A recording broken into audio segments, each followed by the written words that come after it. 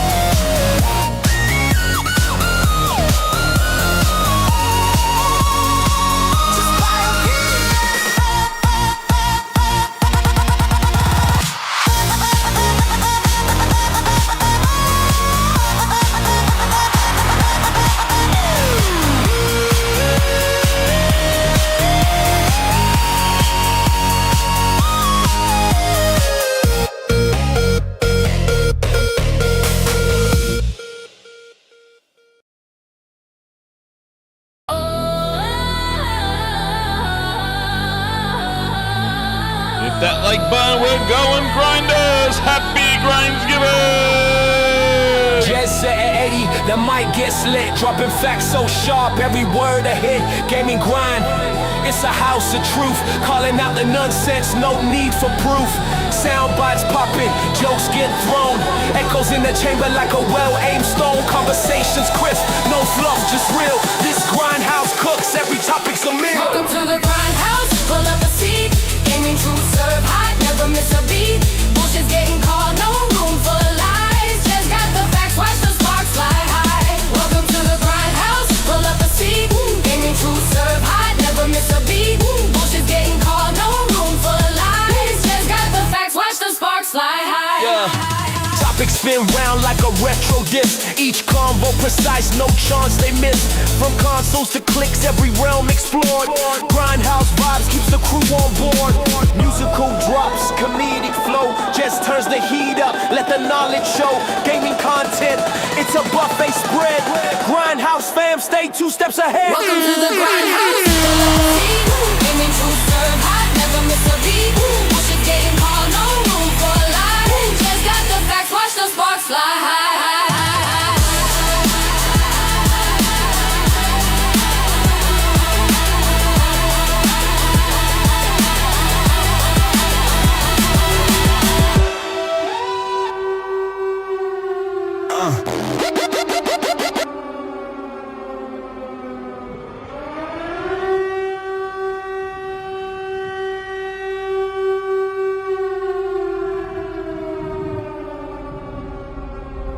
What's up, grinders? How you doing? It is that week in the US. It is Thanksgiving, but we do our annual Grindsgiving. So happy everybody doing out there. Happy Grindsgiving. Oh man, yes, that was created by Digital Dog, man. Awesome song, man. I listened to it all day. He created a song for the Gaming Grindhouse, so I featured it as a thank you, and thank you for making that song. I appreciate it. It is so cool after making all the songs I make and then having one of the grinders make their own song about the Gaming Grindhouse. It's awesome. Thank you. And thank you, everybody, as you're coming on in here. Hit that like button. Let that like button be a thank you button. And thank you, not me, thank you for coming here to the Gaming Grindhouse and for all you do, chatting it up with me, chats, members, ultimate grinders, music, likes, comments, everything. I appreciate it all, and that's what this show is for you. This is the Happy Grindsgiving. Happy Grindsgiving, and what we do here is basically I'm going to run down some topics, but then we open up the Grindhouse. I'll put the Discord link in here, and you can come on in here and chat it up with the Gaming Grinders. Let's go. So we open it up, and then we're going to be prepping. Oh, man, prepping, because this is the lead. You know it's that type of season. It's the season. Because we do Grindsgiving, and then what we do is the Grinders. The Grindy Awards.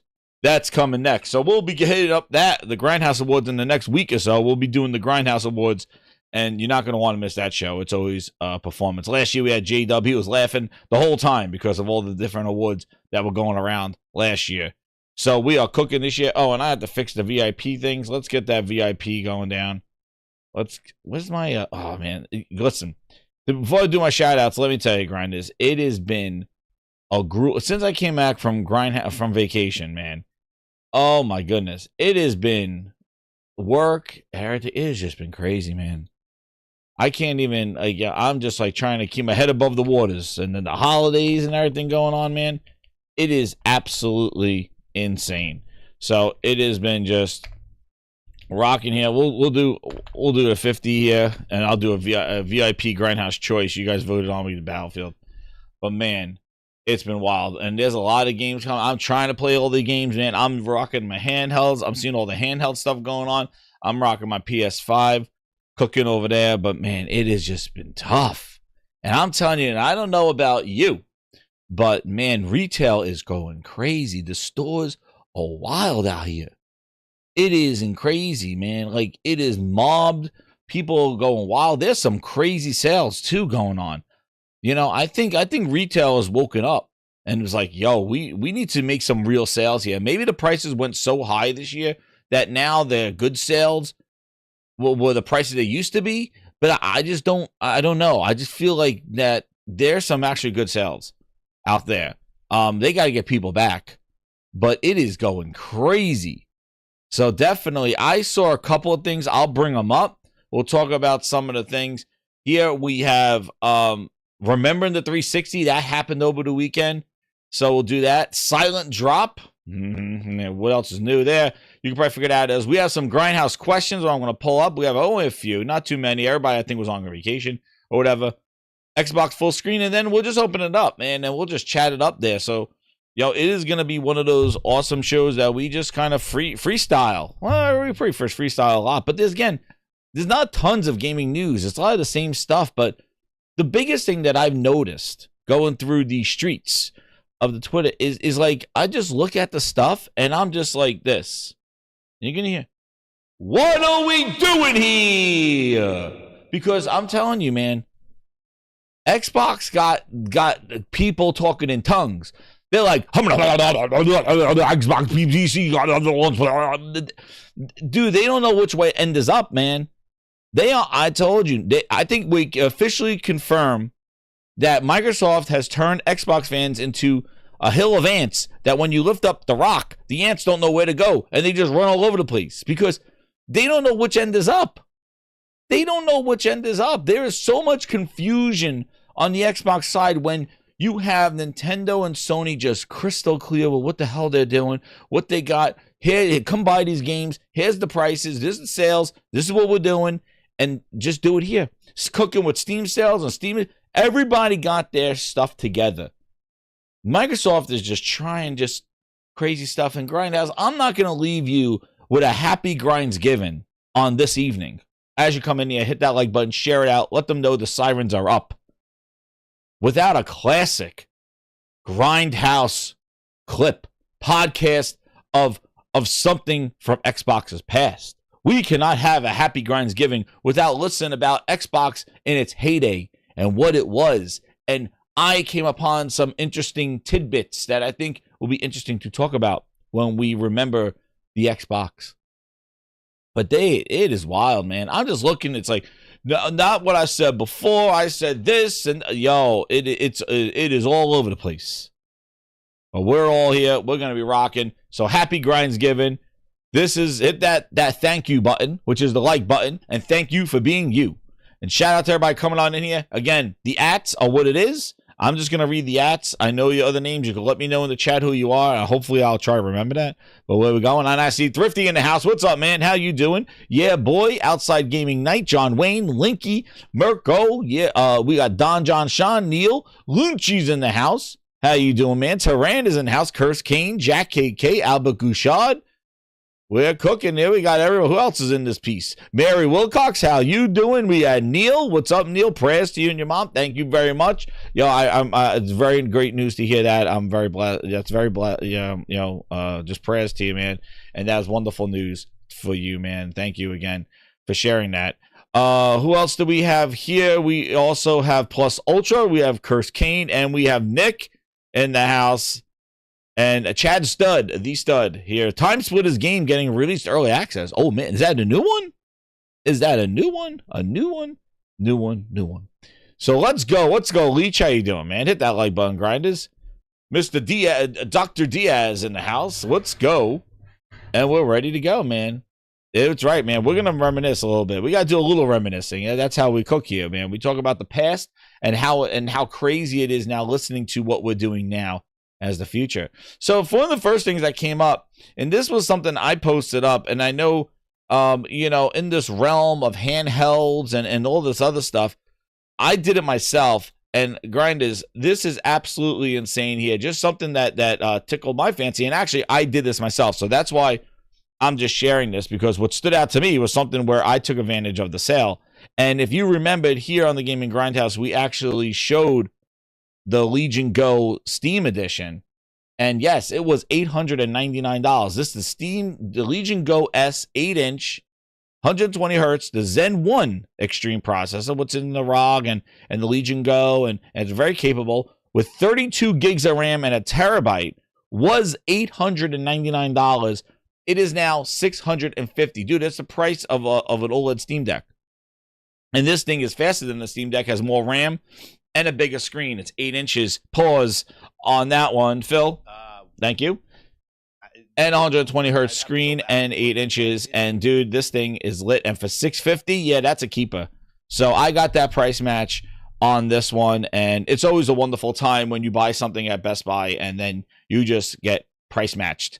But man, I couldn't believe it. $250 off of this thing. I did the price match, cooking. That MSI Claw with the full shit Xbox experience, yeah, that is getting sold, grinders. I'm selling that on the bays. That thing is going up because that full screen experience actually ruined my MSI Claw. I don't even want to use it now because it is so a mess that I showed it to you. It's just horrible. I got to restart the whole computer and just put the whole new operating system, reboot it, and factory reset it because that full screen is ass. That full screen experience, they could figure that out. They're not testing it on my device. I love the device. I think it's very capable. It's a great device, but that full screen experience, do not use it on that thing. It's horrible. And then I just fell in love with SteamOS. So man, oh man, and this thing is cooking, man. I stream a PlayStation to it. I'm streaming. I stream PlayStation to it sometimes, but I play. I'm playing the Marvel Rivals on there, like just like for watching football and stuff. But man, $650, that is crazy. I was like, whoa, $250 off of that thing. It shows you how overpriced these things were. But that was one thing that stood out. The other thing that stood out was that all the sports games are $30. So they're $40 online, but they're $30 in the store. So physical versions for the win. If you got a hard disc player, NHL, Madden, FIFA, all $30. Which if you do the EA subscription, you could buy the game for $30 and then trade it in right when the playoffs start, and you'll probably get like 20 something bucks for it back, or 17 to 20, something like that. That's what I kind of do. So I buy the physical, I use my 10-hour trial, then I buy the physical game, and then right before the playoffs, usually when they're going to put it in the archives, I trade it in and get some money back. SteamOS is fire. It is fire. It is light years beyond anything that Xbox full screen experience does. And I advise everybody right now, do not, and we'll talk about it, do not put that full screen experience on your PC. Turn that off. Just like you do not. Because that thing is not ready. It does a little cute taskbar thing. Don't even. Because it is trash. Install Play Night, please. On PC, install Play Night. And on your handheld, get a Steam. Get a SteamOS. It does the background download. Dude, SteamOS just sent an update last week. The screen goes off and it downloads in a low powered state. It's just like the PlayStation, just like the Xbox. It does a screen off, low powered state, and it installs all your updates and everything. It doesn't have to be on full blast. So it just does this. They just added it. SteamOS just added it. It's friggin' awesome. It is so great. So basically it functions like a console. If you want a handheld and on the, again, it is what it is. And again, I'll tell you, like, some limitations, like you can't play Fortnite yet on there. You can't play Battlefield. That's when I just do my PlayStation Play, PS Play, and I just stream the games from my PlayStation, and I play Fortnite and Battlefield on it when I can't get to it, or use the portal, either one. But, I like native game. Also, I put all my emulators with Emu Deck on there as well. So it's like it is an arcade in my hand. I can play everything just in hand. And SteamOS makes it easy. So that is my sales pitch, but I'm just telling you from my experience and using both of them and all of them. That's what I'm telling you to do. The other thing, let me see. The portal is on sale, $179. You could stream your games to it. That's the main thing with it. But now they added those cloud features and put it on sale. So $179, which was the used price, is now the sale price for the PlayStation. And speaking of sales, one thing that I thought was very, very interesting. Well, we know this because we do this all the time, right? Steam and Nintendo, best combo. AA Ron is in the house. AA Ron. There he is. Where are We you? got him. Where He is changed his name AA finally. Ron? AA Ron. It used to be some AA weird Ron, ass huh? thing. You better be sick, dead, or mute. It's not Grindsgiving without Aaron in here. We got him. We got him here. So one of the things, speaking of sales, goodness gracious, Holy Spirit activate. Somebody cares. Somebody cares about doing what they do all the time, and grinders, it is the PlayStation. So speaking about sales, PlayStation's Black Friday sale deals. Here we go. They got a special Fortnite bundle with the Flowering Chaos PS5 bundle in there. Priced at 825 gigabyte Flowering Fortnite. This is the digital edition for $399. Wow. Console prices back to what they used to be. $399. PS5 1 terabyte Fortnite one at $449. Dude, the 1 terabyte PS5 $449. The bundle includes even 10,000 V-Bucks there. Madden's $34.99 on the digital store. Thank you, Corey Massey. And it's $29.99 on sale for physical.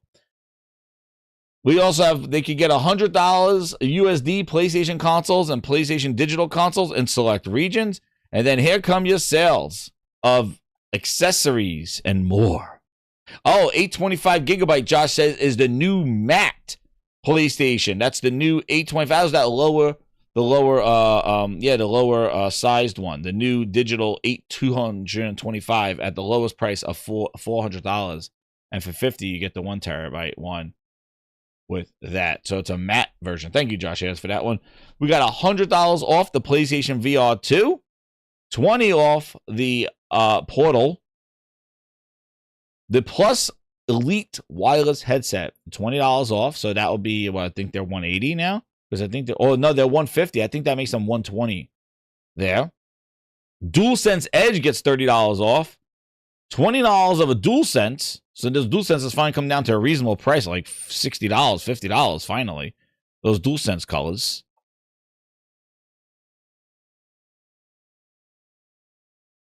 And we got 20 off the Access controller. Discounts on games like Death Stranding 2, Lost Soul Side, Astrobot, and God of War Ragnarok. Also, 33% off select memberships. Phil! He's like, what? We increasing prices of memberships. You mean they got percent? They have discounts on top of discounts? Phil! No! Answer! I don't know. Like, I'd have to Phil had nothing to say here.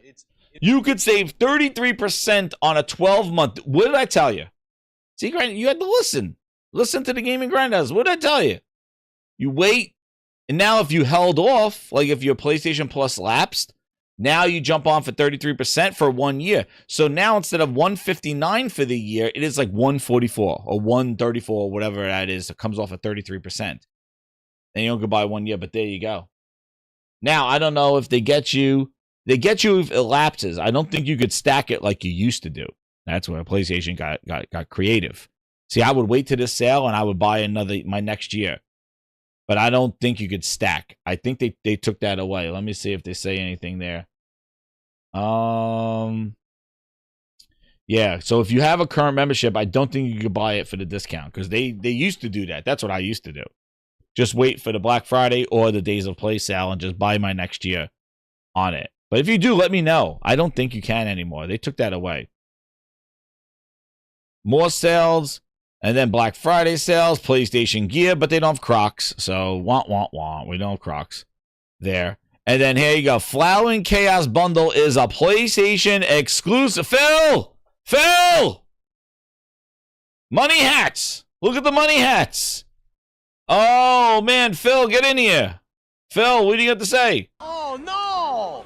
We suck again! So Phil's big announcement is Fortnite went to the Xbox PC store, which broke, by the way. You couldn't do it. And now Sony has the Flowering Chaos bundle, exclusive skin, exclusive for a whole year. Phil! Oh, no! We suck again! Where's the lamb sauce? About console is it's your highest value gamer. It's your person who plays the most, they buy the most. But the thing that's also important is that customer is actually your most valuable customer across every device. Philness. Oh, man, Phil, your announcement for Fortnite was that it runs on the Xbox Windows Store. That was your big announcement for the week.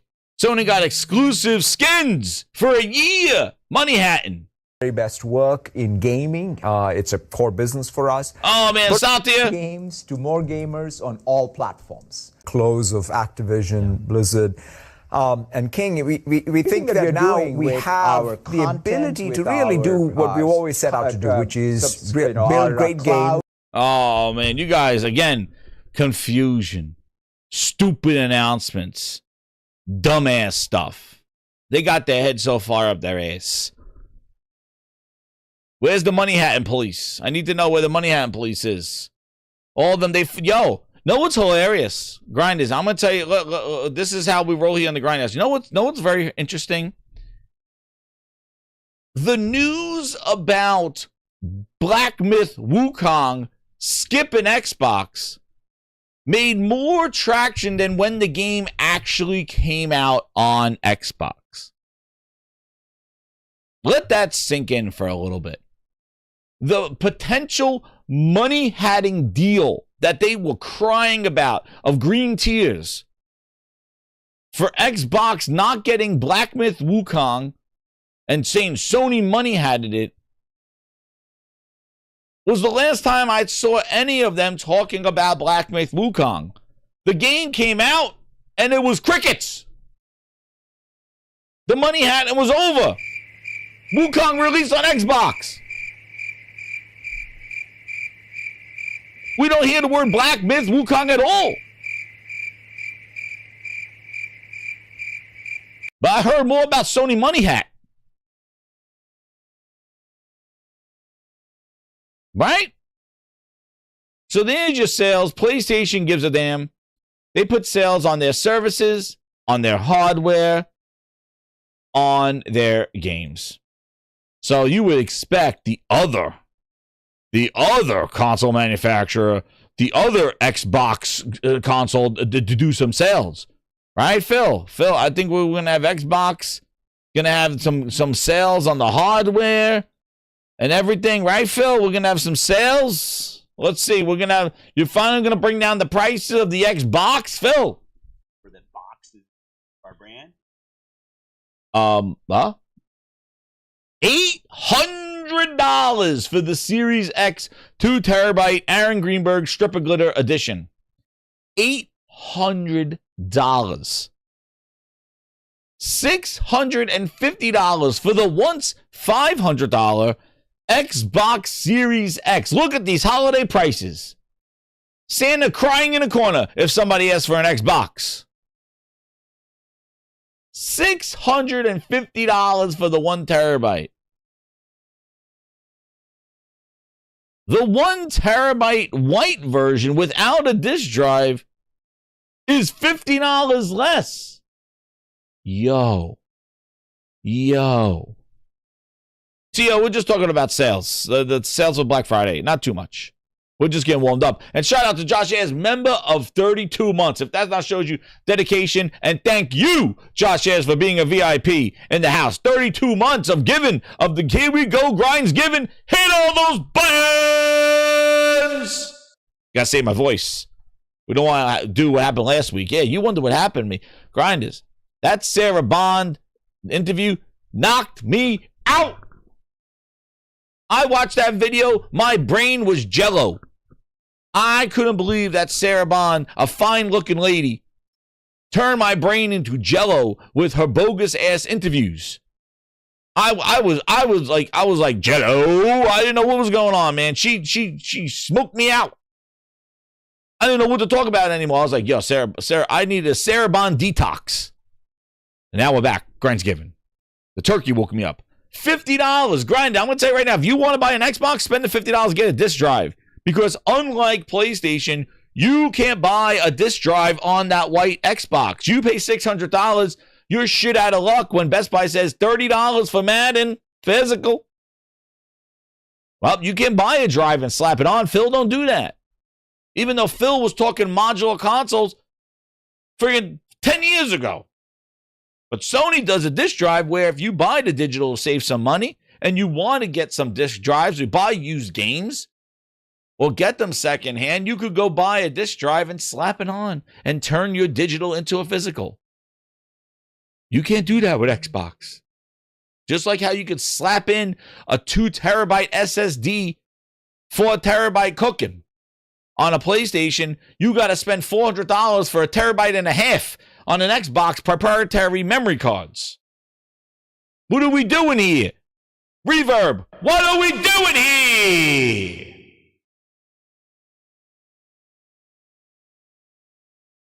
That's right, Mr. Diaz. Dr. Diaz in the house. The doctor prescribed physical games for the win. That's right.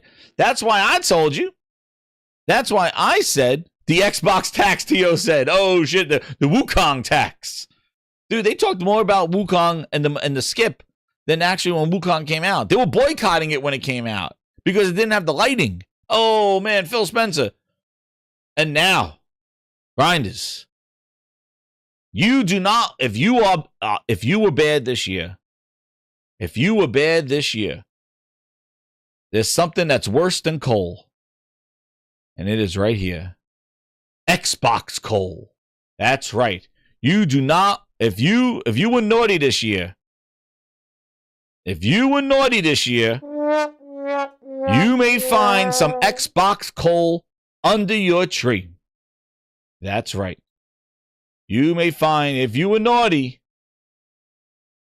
you will find some of this under your tree. Would you ship that? What you just played? You open up this. This ruins Christmas. Right here. This thing shows up. Ruins Christmas. You do not want to see that glory hole under your TV, under your Christmas tree. Game over. That's right, it's game over. And it is $400. Shit, even puts the family to shame. $400. Family, parents, grandparents, do not buy this Xbox coal. You know those mystery boxes? This is something that you don't want to pull out of it. Put this thing away. This is not worth it. $400. Keep the receipt. Yes, I would like to have a refund. Keep the receipt. You buy this because it is going back to the store.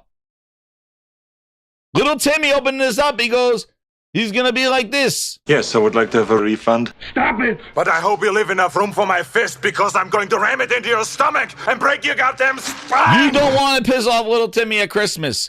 Do not buy them Xbox Coal Series S for shit. Helmet! What's going on? Sanders, what's going on? $400. This thing, they got the balls. And grinders, let me tell you something. It's all digital with 512 gigabytes for $400. 512 gigabytes of Philness memory. Oh, man. Phil Spencer! Phil Spencer! Phil Spencer, baby, let's go! Yeah! Oh, man. Don't let the clerk sell you this. Don't let him try to give you two of them. He got two! He got two! It doesn't even come with a game. Phil Spencer, you think he would shove Avowed in there? The Avowed Series S bundle. Shit, if this thing came with Call of Duty, you will have no memory. You will have no memory. Call of Duty, I don't even know if Call of Duty fits on this shit. That's what it is. But this is some Xbox Coal Booster Edition. Nobody wants it. That's what it is. $400. Phil didn't even put one of his games in there. He didn't even say, dude, let me give you some Hellblade 2 on this shit. And look, do you see any games coming with any of these things in the Xbox holiday sales? Holiday fiasco. Look. Avowed. Leech wants Avowed. Oh shit, he said no Avowed. Do you see any games coming with these devices? Do any games come with these, Phil? Sony putting Fortnite in there with Fortnite exclusive thing. Phil, you got anything? Phil? Oh, man. What about some of those Goo Goo Gaga Colt Eastwood favorites? On their little Goo Goo Gaga. Nah, no Goo Goo Gaga games. Shit, Phil. I don't play this game. So nobody wants Xbox Colt 512 gigabyte at $400. Yo. Yo. Listen. I think we all could agree just by looking at the sales of these consoles, just looking at about the sales that are going on, what Xbox is doing. It's done. It's got to be. Like, they are completely oblivious.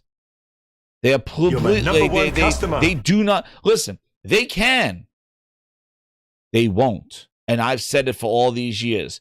They could do all this. They could put this on sale. They could have 10% off of Game Pass.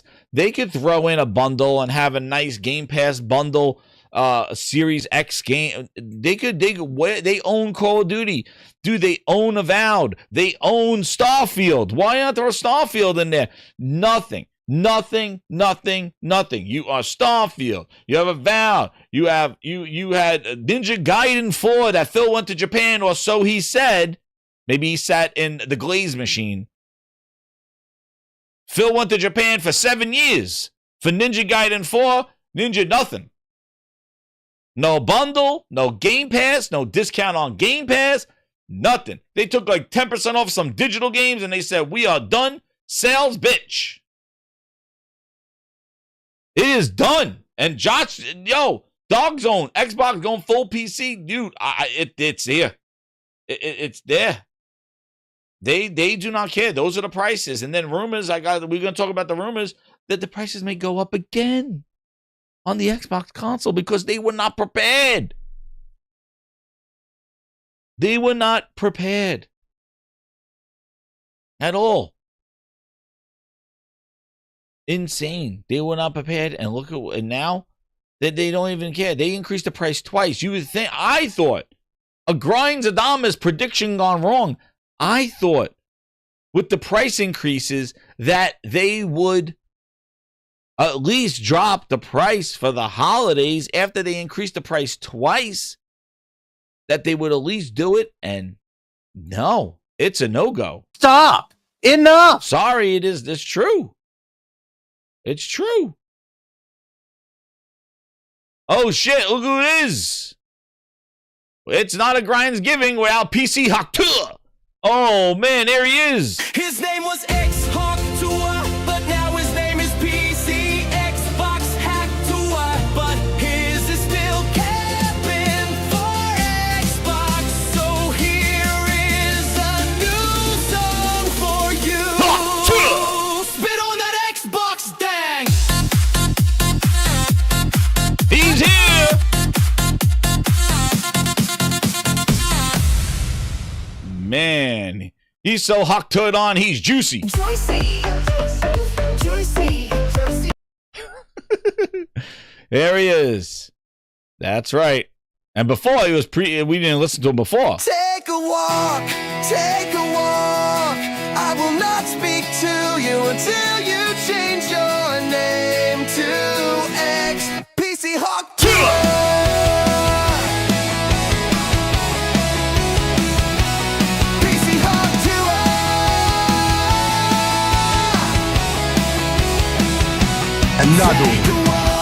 Take a walk.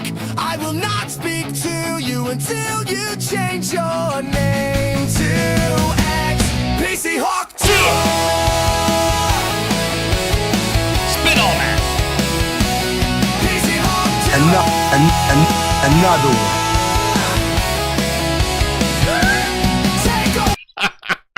one. Outside game at night called them Philness Scrooge. Oh. He's like, these kids will not play games this holiday. The Philness Scrooge, bah. He goes, bah, Game Pass bug. Ah, bah, humbug. One with the two. He goes, Microsoft was meant to help ABK, not slam it down harder. Yo, dude. Call of Duty is Call of Booty right now. Since Matt Booty runs the show, it is, yo. Listen, I think we see the trend of Call of Duty. This is just burning out until people just don't want it anymore. That's what that is. Call of Duty was never going to be saved by Xbox because they're not putting money into these games. They want to just keep the lights on. Nelson Gamer with the 12, 37 months VIP. Happy Thanksgiving, grinders. Happy Thanksgiving to you, Nelson. Thank you for being a VIP grinder for so long. For so long. Spit on. There we go. Get them all. There he is. Yeah, he showed up, man. PC October. And he changed his name, too. We got him to change his name. So that's why I give him the new song. So that's good. So we're cooking. But, yo, come on, man. Like, look at the sales of this stuff, dude. Like, look at this stuff. Like, come on. They increased the price twice on Xbox. They not dropping that price, Phil? Nope. So it is going wild out here. It is going wild. It is going so wild that Mr. Yellow Chair is done. He's cooked. He's done. He's like, you know what, guys? Call spade a spade. It's over. Halo's your flagship. There is no Xbox without Halo. So if Halo were to now start showing up on your competitor's platform, I think you start losing some of your identity as being Xbox. But even let's just say it's Gears. Let's just go with that one. Even if it's Gears, you start losing some of your identity because these are your flagship titles. These are a reason that you would want to go jump into an Xbox ecosystem. So why would I go buy an Xbox? I would continue to keep a PlayStation, play all the PlayStation games, and then play the Xbox games when they show up on my platform. Yeah. Or if I don't own a PlayStation or an Xbox right now and I'm looking to get a console, I'm probably going to go get a PlayStation because I only need one console at that point. I don't need multiple consoles. So Halo. And that's another thing in the news. Halo is on PlayStation. That's it. And they know what's hilarious is they weren't even soft about it, man. They were just like, and every Halo now will be on PlayStation. So you telling me you're looking at these sales, you're looking at PlayStation sales, you're looking at Xbox sales, like, dude, it is absolutely insane. You know, the most important time of the season for sales of consoles. Like these consoles, you know, they depend on the holidays is when that's the showdown. That's the Super Bowl of sales. That's when the games and the consoles and all that stuff do the talking. That's when everybody's out there buying. That's when your general public goes out there and buys the stuff. And when you see the cards that Microsoft is stacking, yo, it is absolutely insane that they're willing to just say, yo, that's it. Like we don't even want to even move these consoles. Like you just sell it the way it is, and that's it. And here you go. This is Xbox's sales just to kind of be fair and go through theirs. Listen, here we go. Black Friday sales for Xbox saved 75% on digital games, 85% on PC digital games, higher percentage on the PC ones. Outer Worlds, Ready or Not, Borderlands, those are their head naming Claire Obscura. Black Friday Game Pass deal. Let's see what they did. Join Game Pass for $1. Dollar Bill Phil returns this holiday. How did I miss this? Game Pass offers subscribers access to a massive library with new releases. Eligibility varies for new subscribers only, Phil. Xbox, no. Philness. For new subscribers only, 14 days for $1. Oh, shit. Oh, shit. $1 bill Phil. Yo, people were upgrading 3 years of Xbox for $1 when Dollar Bill Phil was running around in these streets. Yo, now Phil says $1 buys you 14 days of horse shit. Oh, shit, Phil. Xbox can't compete as they are getting washed in console, crushed in cloud and now smashed with PC handhelds. Oh no, they suck again. Phil says my deal is $1 for 14 days of bullshit. Dude, he's like, yo, 14 days? They'll be browsing my store of shit for 14 days, not knowing what to play, dabble a little bit of here. That's just enough for a podcast. They could go over there. This is fucking raw shit! Raw! No chicken! 14 It's days. raw. Fucking raw. Raw, Carol! Fucking raw! Raw! Fuck off. And by the way, New it's subscribers for $1. Phil, for $1, why couldn't you throw 14 days in the Xbox Series S consoles? Now with 14 days of Game Pass. Dude, it's $1. Man, dollar bill Phil. Oh, shit. You go from $1 to $14.99 a month. Dude, what does it... Wait a second. Whoa. Wait a second. Whoa, Phil. Uh-oh. Wait a second. We got to go into the fine terms. Wait a sec. Grinders. Hold the phone. I'm looking at deals, and we're talking about deals. Prepare ship! Prepare ship for ludicrous speed. Whoa. All seatbelts. Seal all entrances and I need to look at the Philness here. Hold on. Cancel the three-ring circus. Cancel it all. Wait a second. Let's cool our tongues. Grinders are going friggin' wild in the chat. They're seeing dollar bill Philness. They're getting flashbacks. Listen, I think this is worse. Let's cool our tongues. What Game Pass is this for $1 bill, Phil? It's 14 days for $1, then $14.99. Now, Game Pass offers subscribers access to a massive growing library. What is the $14.99 game? Is that PC Game Pass? Is that Xbox Core that doesn't give day one games? We need to look at Phil, we got to click on the numbers. What are the terms that apply for new subscribers? Here we go. The fine details. Here we go. Phil Spencer, let me see here. Promotional offers for new members are not valid for old members for a limited time. He wants your credit card. But what is the $14.99 Game Pass? Which one is that one? What does it upgrade to? Because you're not getting day one games with dollar bill Phil. It doesn't look like it. Because the $14 one doesn't do it. And that's, unless that's PC Game Pass. That's the only one that allows you to do it. But why? Dollar bill Phil, I need to know what, we need answers here. Level up. Join Game Pass for $1. Level up your gifting. Game Pass offers subscribers access to a growing of PC titles with new releases added regularly. Eligibility varies 14 days for $1, then $14 a month. So wait a second. What Game Pass does it upgrade you to? It's extra? Hold on. We got to see. What is the, is Essential 14 a month? I thought PC Game Pass, but why would I give PC Game Pass? Oh. I gotta look. This is what I mean. They just use the word Game Pass out there, but what Game Pass is it? Let's see. Game Pass prices. I need to see because they keep changing their prices. What's the $14 a month? Let me just check. It's definitely not Ultimate. I think it's the middle one.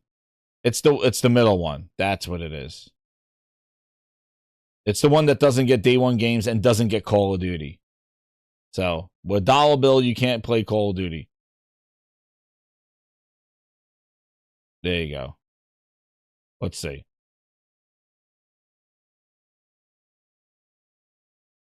Dude. Yep, it's premium. Yep, it's that one. So 14. So the dollar bill Phil, here it is. They're doing it with Essential and they're doing it with Premium, but they're not doing. Look at this. Here's the deals right here, Grind. Look, dollar bill. Dollar bill Phil says you're not playing my games day one for $1. Look at this. Look at this. Where my lady? Where my lady? Where is she? Look at this. Dollar bill Phil does not work on day one games. Dollar bill Phil does not work on day one games. Just clearing it up, Grinders. Just letting you know.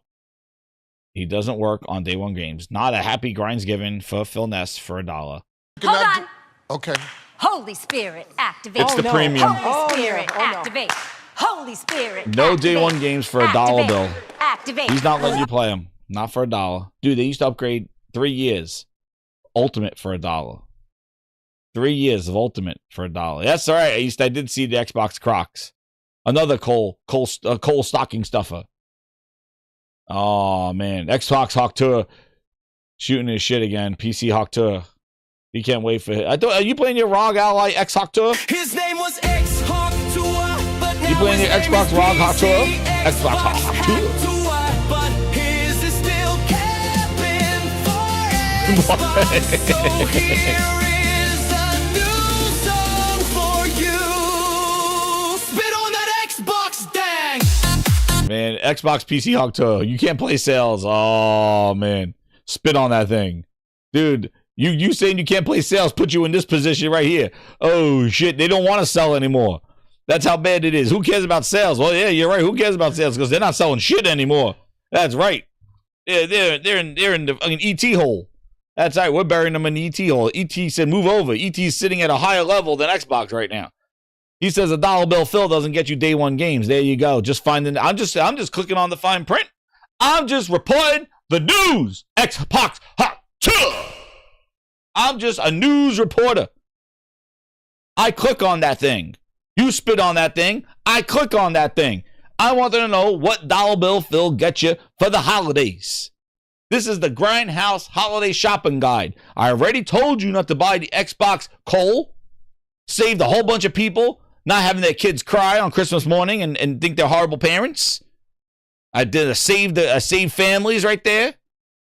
I had to click on what dollar bill Phil meant, man. They got whole ass websites. Terms apply, user apply. They got 3 different versions. They got 4 different versions of Game Pass. What does dollar bill Phil buy me? There it is. Just clicking on the facts. I'm just going through the holiday shopping list. Here we go. Controllers and more. Dude, has anybody used the Xbox headset that launched like 5 years ago? Anybody use it? Well, it's on sale after it went up in price. More controllers, Phil.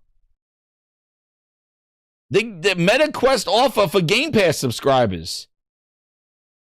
Your Game Pass subscribers could grab a MetaQuest bundled with Batman and Beat Saber for $250.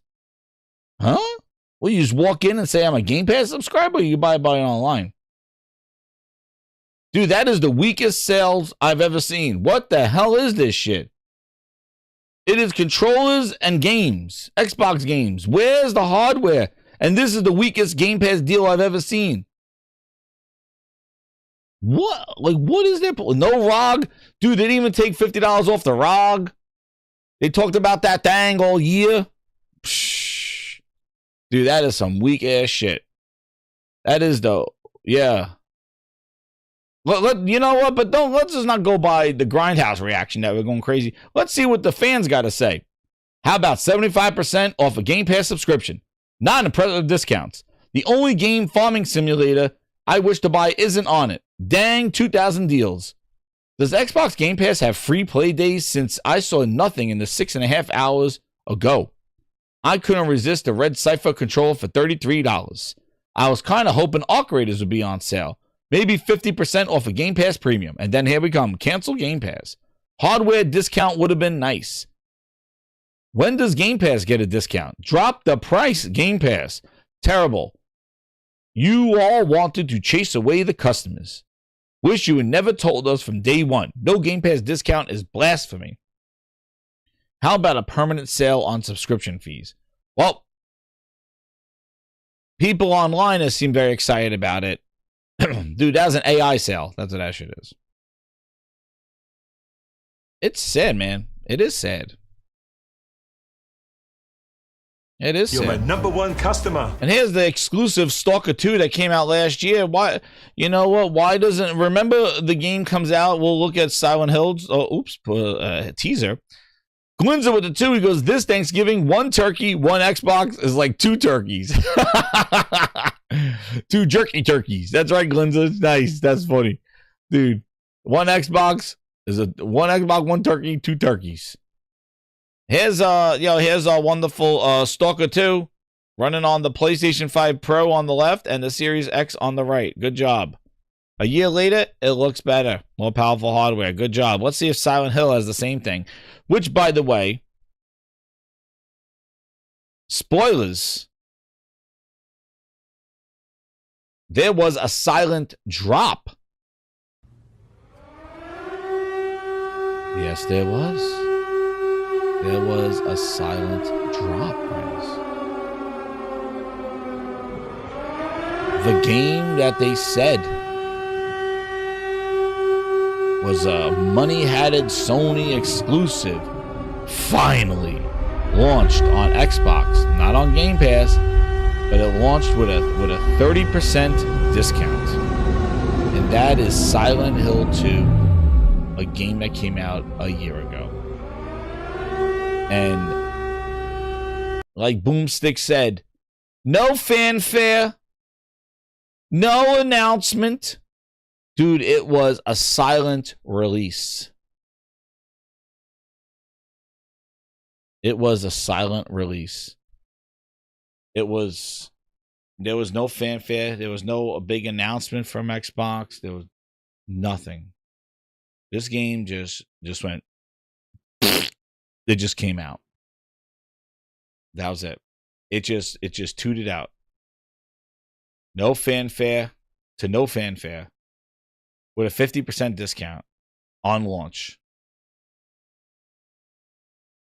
It is pathetic. I don't know what's going on, man. They are getting the games that they got skipped with.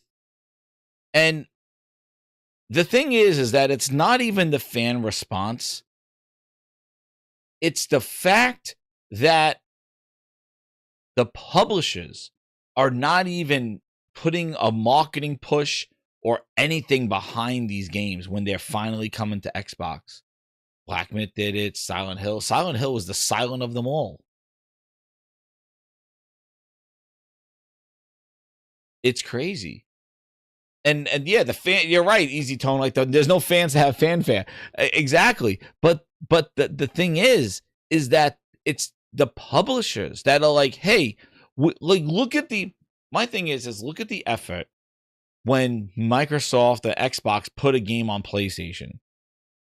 The marketing push, the second wave, new content coming, or something like to try to. It's going to a different platform.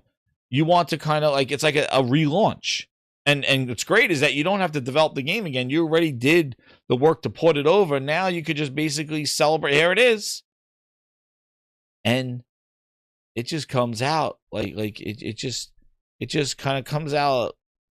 Of like, oh yeah, here people didn't even know it was out. It was just like, there it is. So I'm just shocked, and I don't know if it's just me.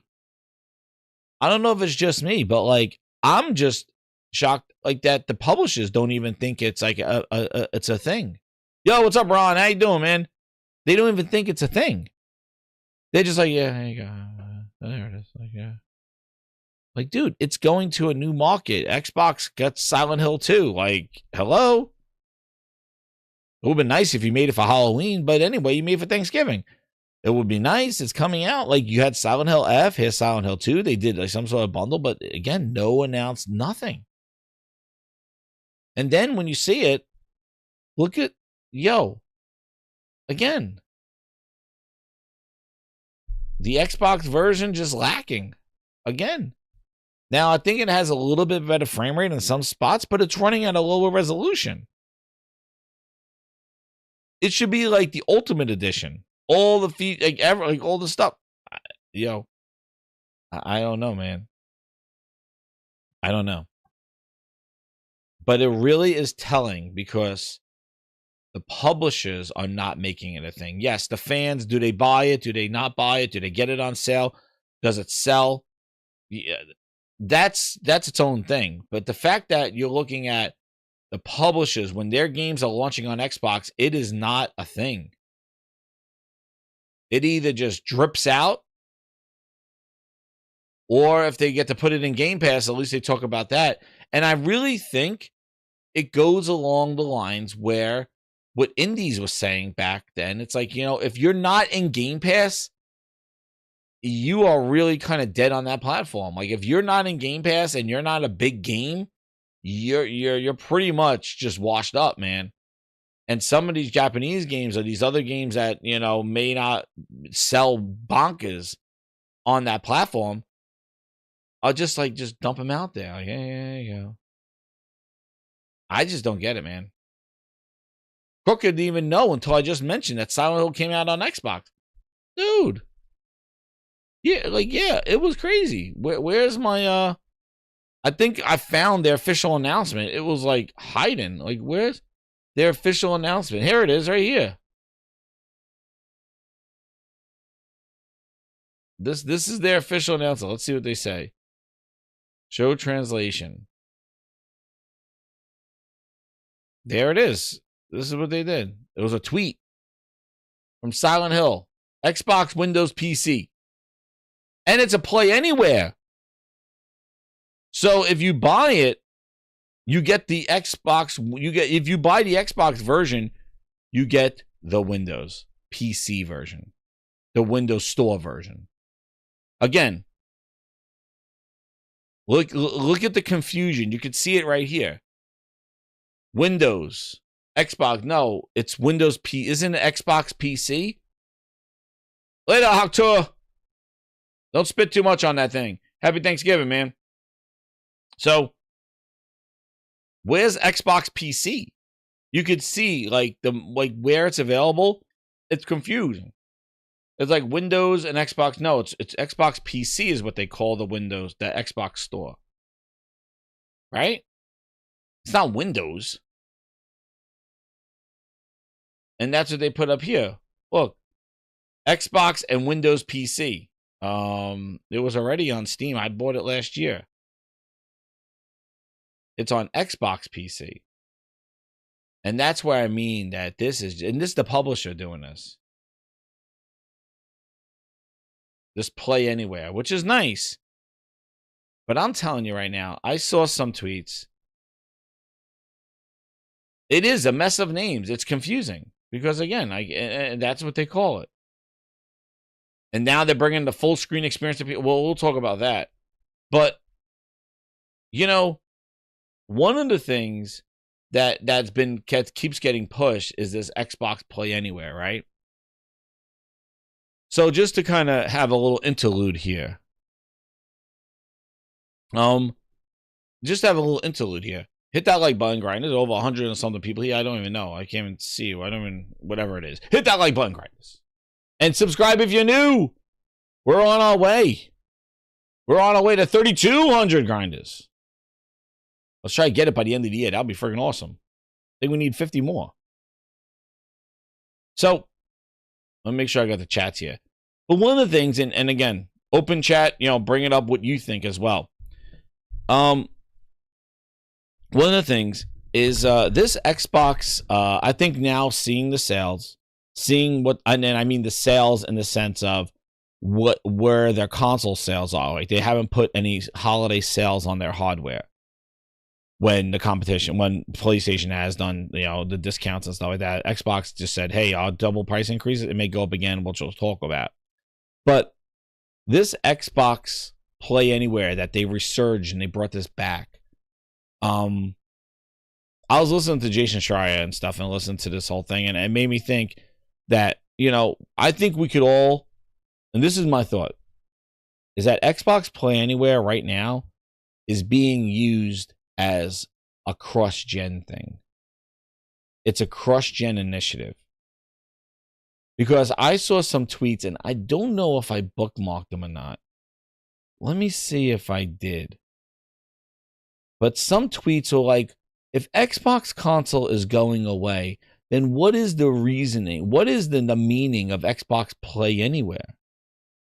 And it made me think, going, you know what, man? No, man, this is their transition. This is their cross-gen initiative there. And I don't think but that's exactly what the tweet was, because people were talking about this Play Anywhere with Silent Hill, and they're like, well, wait, if Silent Hill has this, then what? But if Xbox is not going to do consoles and they really don't care about consoles anymore, then what is this whole purpose of this reinitiation of the Play Anywhere? And it's because what they're doing is that they're building a library. If you buy on Xbox, basically it's the out to get you on PC. It's building your PC library. That's exactly what they're using it for. It's not this dual purchase where it's like, oh, I got this. It's the same reason why when you buy a cross-gen game, like, you know, like Call of Duty, cross-gen bundle, the people buying it on PlayStation 4 are getting the PS5 version. So if they do buy a PS5 later this year or early next year, they'll have a library of PlayStation 5 games.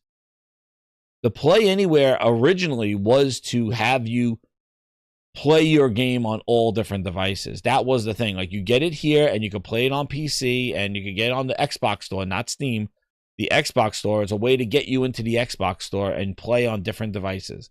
Now, the fact that since 2017 till now, they're bringing it back as a big marketing plug, it's because they're building your PC library because they want you off that console. So they're waiting to pull the rug, which I think they already have, with increasing the prices, not putting the consoles on sale for the holidays, and pushing this Play Anywhere initiative. They're hoping that, you know, you on the Xbox continue to buy these games. Some of them will be Play Anywhere, and that you will be easily migrating over to the next Xbox Magnus or whatever the next Xbox PC Windows-powered device is. It's a transition. It's a cross-gen transition. So when they pull the rug from underneath you, at least you have some games in your PC library. That's what they're doing. They're evicting you, Compost Smurf. They're evicting you to PC. And they're calling it options, but really what they're doing is that they're basically building a library on their future console, because when they come out, which I think now it seems sooner than later, I think next year they're going to start saying like, hey, you know, we're moving on from Xbox consoles. I think that's the next step. I think Sarah Bonds has been talking about this thing so much, just from the thing that made my brain jello last week. That's right, Matty Beast. Box is not in the name of the brand. It's in the service now. Box in the service. But I really think that's what they're doing. That's it. And I think next year, we'll talk about prediction shows when we do prediction, but I do think that next year is when they're going to say, hey, guys, that console, it may go up in price again. And they're just going to, I said this before, they're going to price them out. They're just like somebody said, evicting. It's just like rent control. There's no rent control. There's no Xbox rent control. You want to stay on the console? You're going to pay more for Game Pass. You want to stay in this apartment? I'm increasing the rent. You want to stay here? I increase it again. You want to stay another month? There's another increase. I'm going to price you out. Like Booty said, Xbox is going to spend Xbox out of business. They are going to keep You want a console? You're going to pay $900 for an Xbox. You don't want to learn? At $95. You want to pay, or you want to play on Xbox? At $35 a month, please. You still staying here? $40 a month. You keep going? You want more? I'll give you another one. The real Xbox tax. That's right, Josh. Whoa. You're not $1,000 for a Series X. You want to upgrade? You want to stay in some more? You got PC right there. Xbox Magnus. Xbox PC is right there. Oh, you don't want to move? I'll hit you with another. And another one. It's like the Breakfast Club. You want another one? There's another one, another week. 2 weeks. You want another? It's another one. What? You still $50 a month now. Holy sh! You want to play Fable? $50. Keep going. You want to stay on Xbox some more? Boomstick, you want to stay? You want to stay some more? You want to do your bargain? $60 a month. Holy shit, I'll keep going. You want another? I'll give you another. And that's what they're going to do. They're going to make it so torturous and so expensive. They're like, you know, we're going to make money on the suckers. They want to stay there and bleed. They want to stay there. They love their Xbox, their console. They love their console. You're going to pay. You're the premium customer. They're gonna price you out. That's right. That's right, Warren. I got you all 2 years. I'll give you another week. You want another? I'll give you another one. And that's what they're gonna do. And like, we're giving you those games that you're buying on the console. You're getting them on Game Pass. You're getting them on PC. Go. It's right there. No, I'm gonna stay here. Okay. $70 a month. I'll keep going. It's going to be a ghost town. It's going to be like 5 dudes and Phil Spencer sitting there like, oh, yeah, we're just staying here, man. We're good. Yo, you paying $80 a month for Game Pass? Oh, man, I can't go to PC gaming, man. I love Xbox. I can't go. Oh, shit, dude. They got you $85 a month. Holy shit. No, I got my Game Pass. I need my Game Pass. They're going to be freaking leftover addicts snorting Game Pass. Oh, shit. They're going to be like this. I got $5, $100. He said, Phil Spencer's still here. No, Phil Spencer retired, man. 10 years ago. No, man, he's still there. No. Phil's gone, man. He gone. Phil gone. No, he's still there. Phil. I can look at that. He responds to me in game party chats, dude. That's not the real Phil Spencer. That's right, not another team movie, man. I got you, Wang Chung. 2 years. Yeah, I love that. Another team movie is awesome. Another one. God damn it, Bobby Brown. What's his name now? Bobby Lee. He's like, God damn it, Bobby Lee. Dude, that's the funniest part. When he's the lineman, dude, and he's the lineman, and he's like, can he play? Dude, that was like Dayball talking about Jackson Dot, Xbox, football. He goes like this. He goes, can he play? They tape him up to the other lineman, and he gets tipped over, and they sack the quarterback. And goes, God damn it, Bobby Lee. AI Phil. Dude, they'll have AI Phil talking to them. I believe in games and choice. Oh, Phil, there he is. Black Ops 6, day 1 Game Pass. Black Oh, Ops 6, AI right? Phil. He's still there, right? No, he's not there anymore. But yeah, man. Like, it is, that's what they're going to do. That's what they're going to do. And talking about price increases, that's right, Ron. We're going to write that now. So, like, yeah, you'll have like this. This is what you're going to have. This is all that's going to be left on Xbox, paying $50 a month for Game Pass. Like this. Yeah. Lock in your votes and get ready to celebrate 10 You years know, of the Game Awards. I mean, We'll see you live on Thursday, December 7th. What are we gonna say? What? Let me just let me compose myself, folks. Yeah. Exactly. Yeah. I'm going to pause this shenanigans. Yeah. Lock in your votes Every and year. get ready to celebrate 10 You years know, of the Game Awards. I mean, we'll see you live on Thursday, December 7th. What are we gonna say? What? Let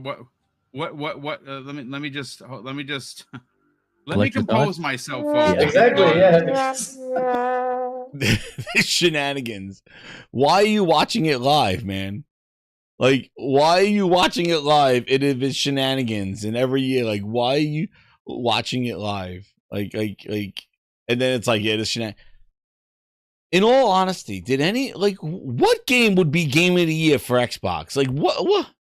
Who? Avowed? Xbox even forgot about Avowed. Janky Jones? The Jank?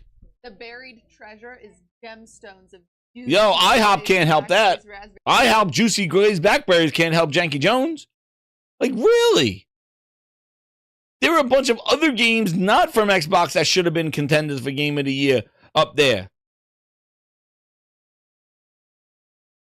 Like, what do you think? And they can't run around and go, well, you know what? Xbox had the most Publisher of the Year award. No, I don't think so. All those games, $80 billion, and Microsoft got the same number of nominations as EA? Dude, that's friggin' wild. That is wild. Because one thing I do want to just bring up here. No, I'm not getting the Xbox Crocs. No. I will not get stones thrown at me in the streets. They'll be like, why did you buy that trash? They'll throw stones at me. But, like, in a year, like, let's be honest. In our year recap, which we're going to do later in the year, but, like, Microsoft released a lot of games from them. Yeah, they re-released games for PlayStation, but they had Doom, they had Avowed, they had the Walker, well, no, not the Keeper, I mean, not the Walker, the Keeper, which was a walking game. They had the Call of Duty, Ninja Gaiden 4, Ninja Gaiden, a premier Xbox used to be title. It's your guy in 4. Outer Worlds 2. Outer Worlds was like one of that was a surprise hit when somebody else was publishing it. They had a lot of games this year. But 10 nominations. But the year that they released Halo and Forza, they got Publisher of the Year award. And Flight Sim. Make it make sense. It just shows that they have lost. South of Midnight. Shit, I missed one. South of Midnight. And they got the same number of nominations of EA. Wild, dude. Wild. But Sony had no games this year, though, right? Please. It's about quality, not quantity. That's what I mean. And I don't know what games he thought were going to be there. Oh, actually, look at that. Jay Barr said that. There you go. Jay Barr just said it. He says quality over quantity. Yeah. PlayStation put out 2 games that got more nominations than Xbox's 20 games a year. There you go. I didn't even realize Jay Barr said that. Jay Barr. I didn't realize he said that. But yeah. It's about quality. But I don't know what game he thought was going to be there. Doom. I thought Doom was... Doom Eternal was better than the other Doom. I did not like this Doom. I did not like it at all. They took away the executions. They just like were just like a punch. Like it was not fun. I liked all the unique executions of Doom Eternal and the jumping and the crazy. You do some crazy stuff. This other one, the Doom, this one, I don't like it. But like, what is winning? Like what was gonna win this year that you think Call of Duty game? You thought doing a game of the year. Call of Duty is like the worst it's ever been, and Xbox continues its streak. So, like that's what's gonna be left over there. Like there you go. Like the Death Stranding 2, Donkey Kong Bonanza, Astrobot was last year. That Spider-Man, Zelda, Super Mario Wonder, which Super Mario Wonder was freaking awesome. I love that game. God of War, Horizon, Xenoblade Chronicles, Ratchet and Clank was up there, like Last of Us, Ghost of Tsushima, Death Stranding, Spider-Man, Horizon, Uncharted, Mario Maker. Dude, it's going back to 2013. 2014 was the last year that Sony didn't have a game in the top in the game of the year. In this thing, Last of Us was 2013. And Xbox had nothing. Like that's something, man. And then on top of that, you're looking at what, from 2019 to 2025, half of this thing, Microsoft owned $80 billion of publishers, all of ZeniMax and all of Activision, and still not even up there.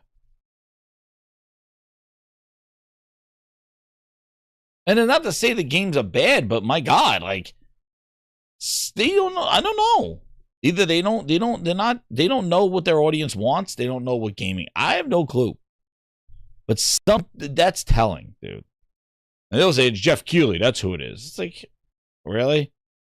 Because I don't see anybody hyping up Avowed. I don't even see Microsoft hyping up Avowed. They don't even talk about, yeah, look. That our most valuable players, the people who love Xbox, love the hardware experience.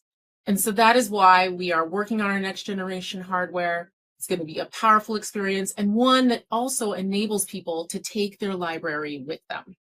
And that's what's really... Why don't you talk about the library? Like I said, they never talk about their games. They never hype up their games. They never talk about the games. They do a showcase where they just stand in front of it like a statue. They read a line and then they show the game. They never refer to the game. They're never playing the game. They're never talking about the game. You see the games in her background. Is she talking about the game? She's talking about more Microsoft bullshit that nobody could trust and believe, just like all year was the full screen experience and the Xbox ROG Ally X. The games.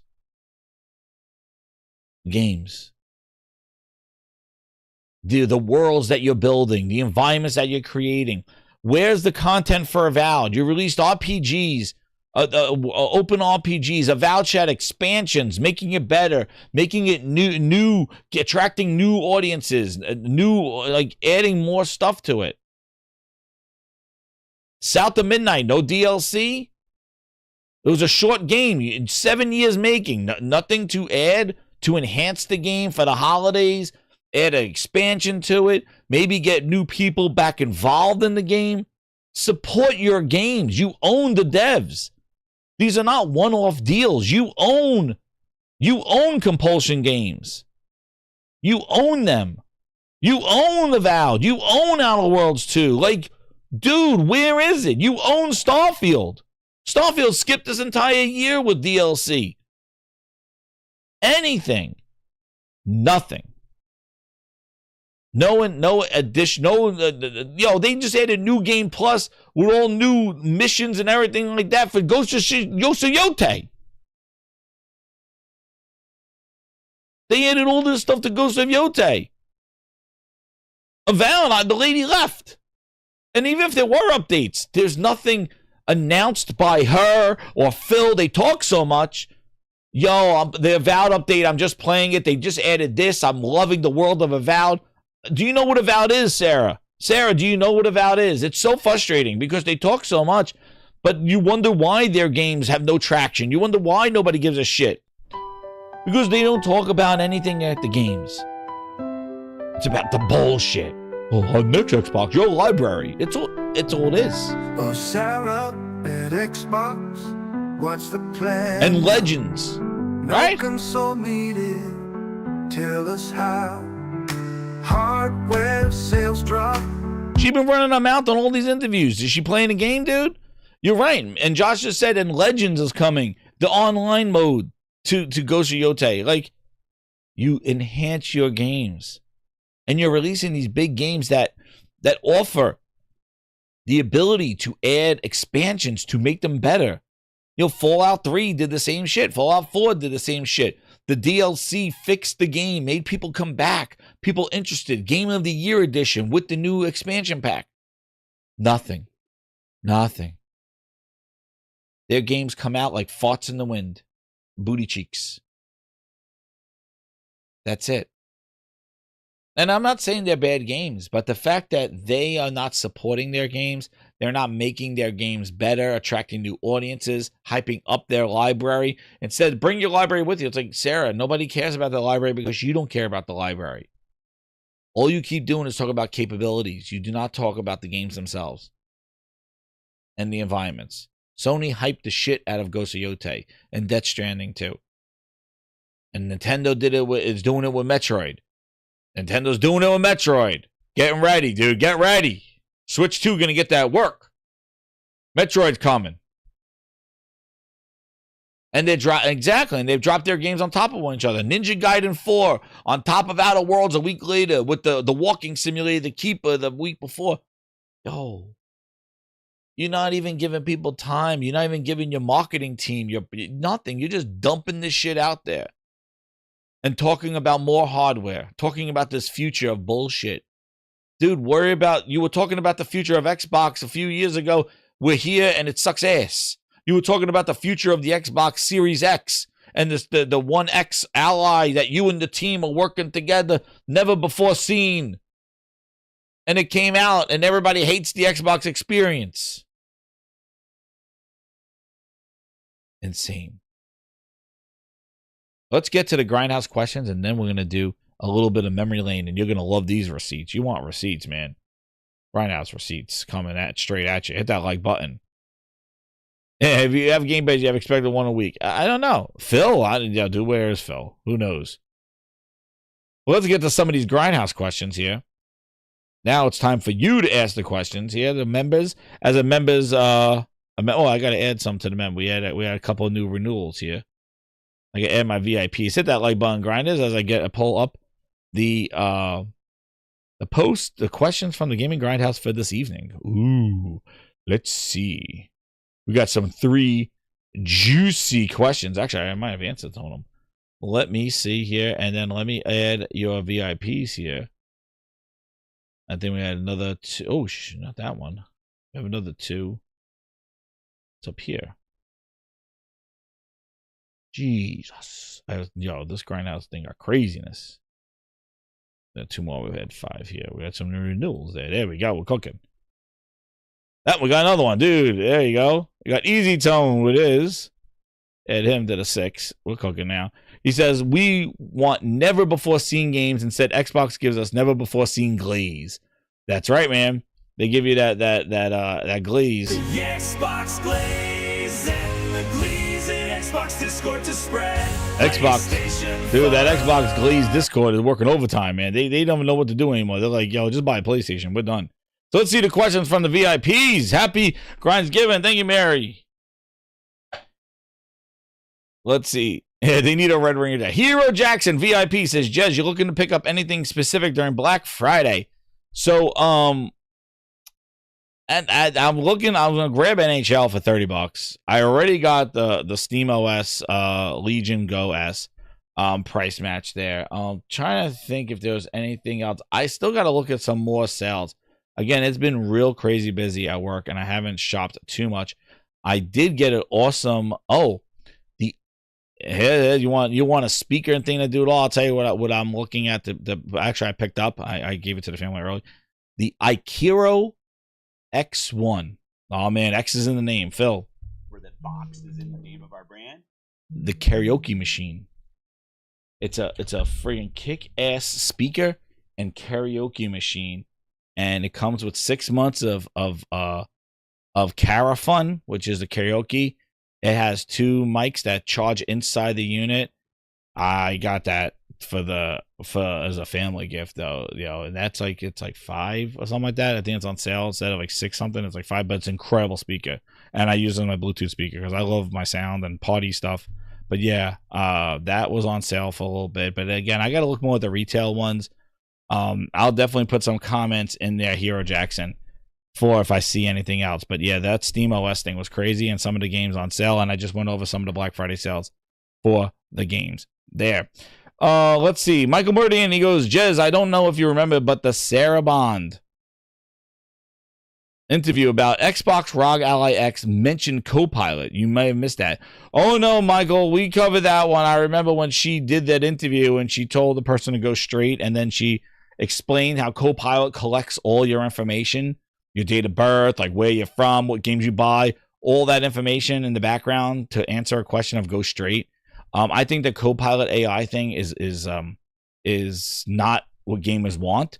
I think that the thing is that a person who's going to buy a Windows PC gaming thing is going to be a little more knowledgeable on like tweaking games and setting up games. Like I don't think they really need that. I think they're very knowledgeable to just hit search on a window and be like, hey, where do I go from here? Or watch a YouTube video of somebody streaming something, rather than asking Copilot where to go. And you see, they keep asking the same question. They're like, where do I go? And they're like, just go straight and explore. It's like, dude, it's so obvious. It's not even like game. Like it doesn't even seem like it's offering any kind of tips and tricks. Like I think that the PlayStation cards do better than that.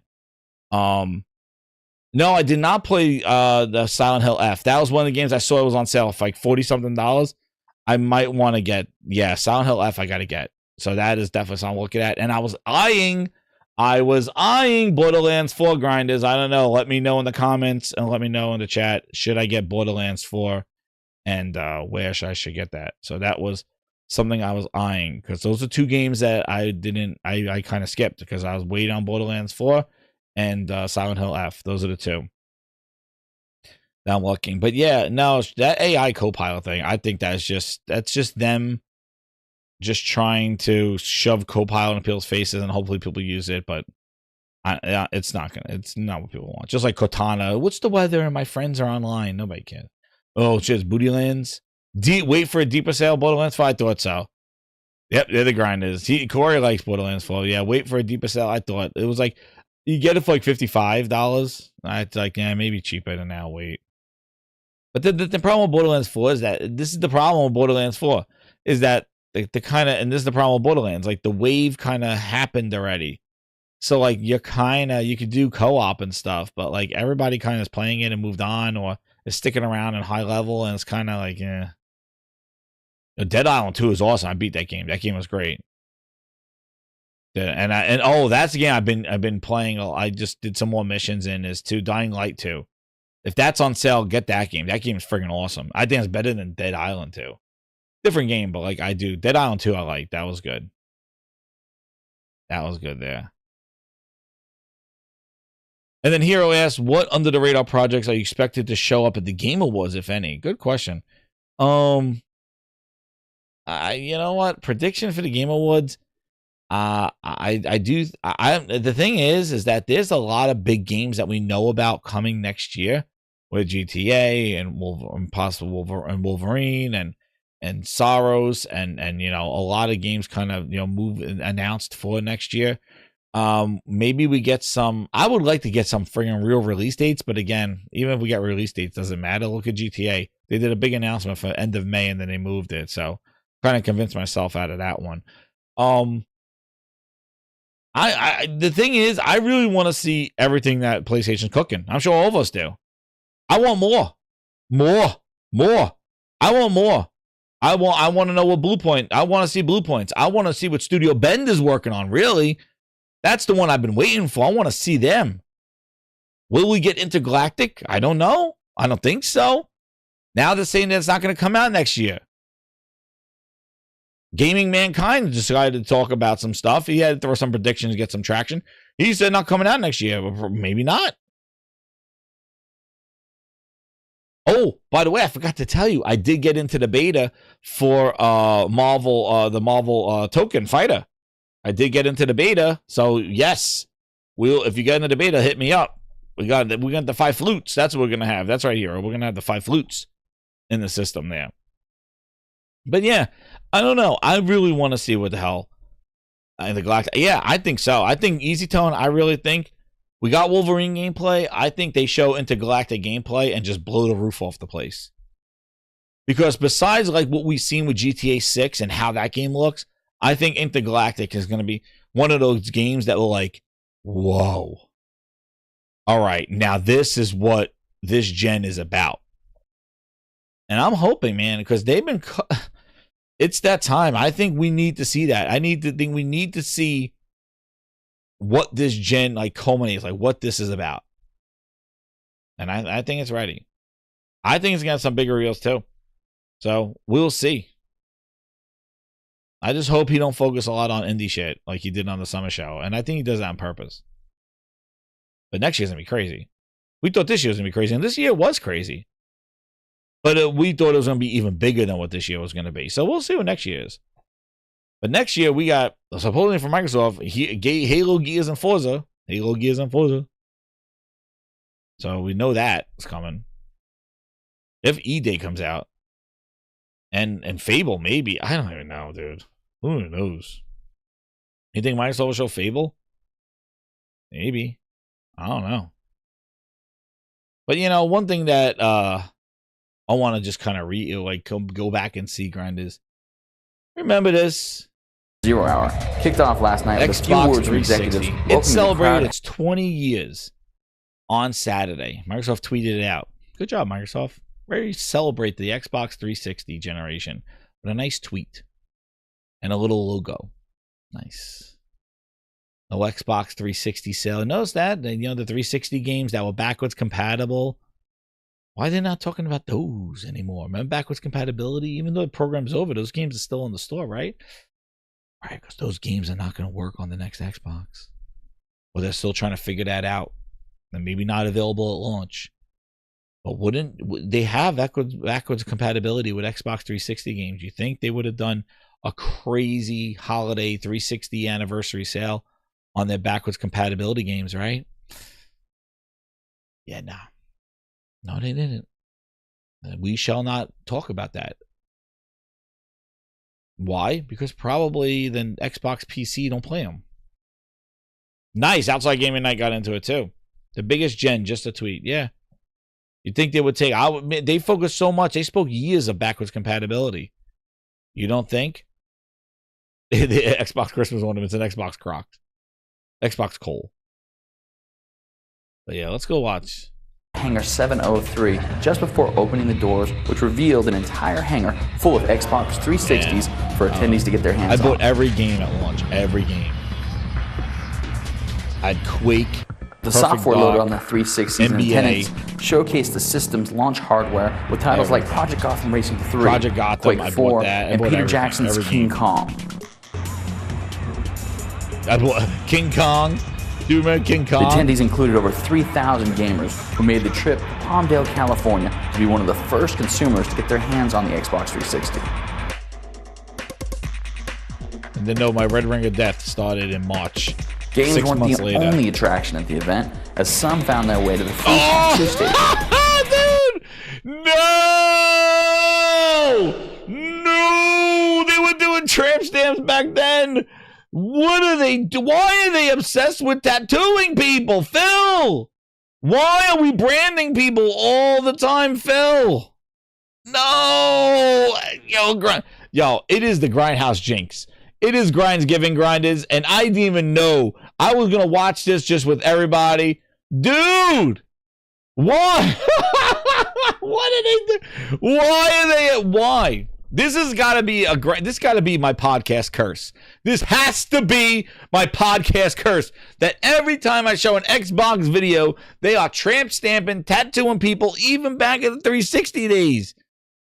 Yo, this has got to be a curse of my show. This has got to be just the dark cloud of the, like, this has to be. Why are they they keep tracking you? Dude, they put it in microprocessors. Yo, here we go. What are we doing here? More tramp stamps. Why will we tramp stamping people? Oh my God, they still do it. It's dude, even the 360, they were tramp stamping people. To the free tattoo station. No, a free tattoo station. Oh man, what are they doing? They lower back too. Oh shit, the guy got a lower back tramp stamp. Oh shit.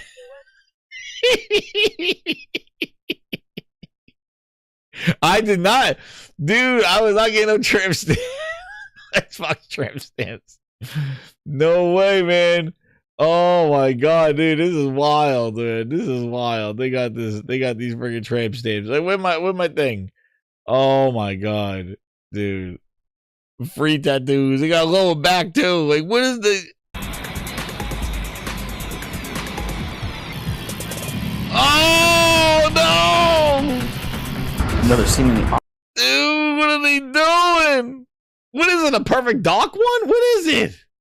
What gonna do? The Ring of Death tattoo. The ring, and they came back and it says, "Oh, you got to make this. Red Ring of Death. We got to add some red to it." Games weren't the only attraction at the event. Games weren't as some found their way to the free tattoo station.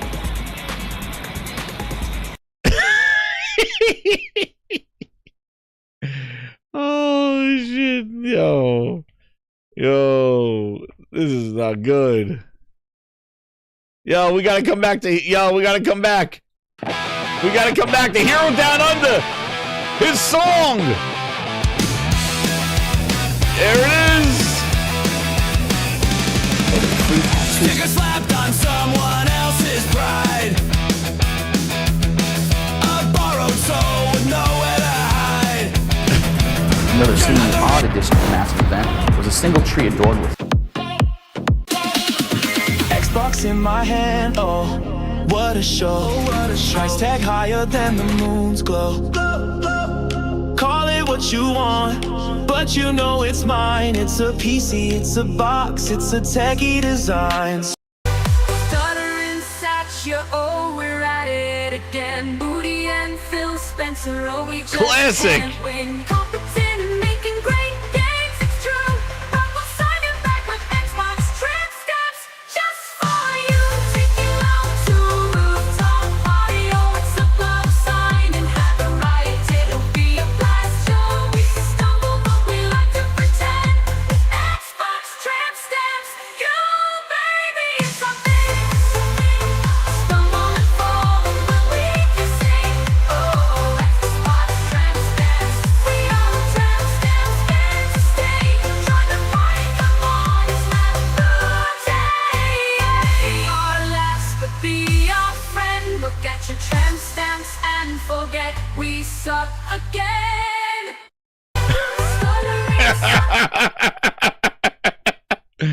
of my classic tune, Xbox Tramp Stamp song.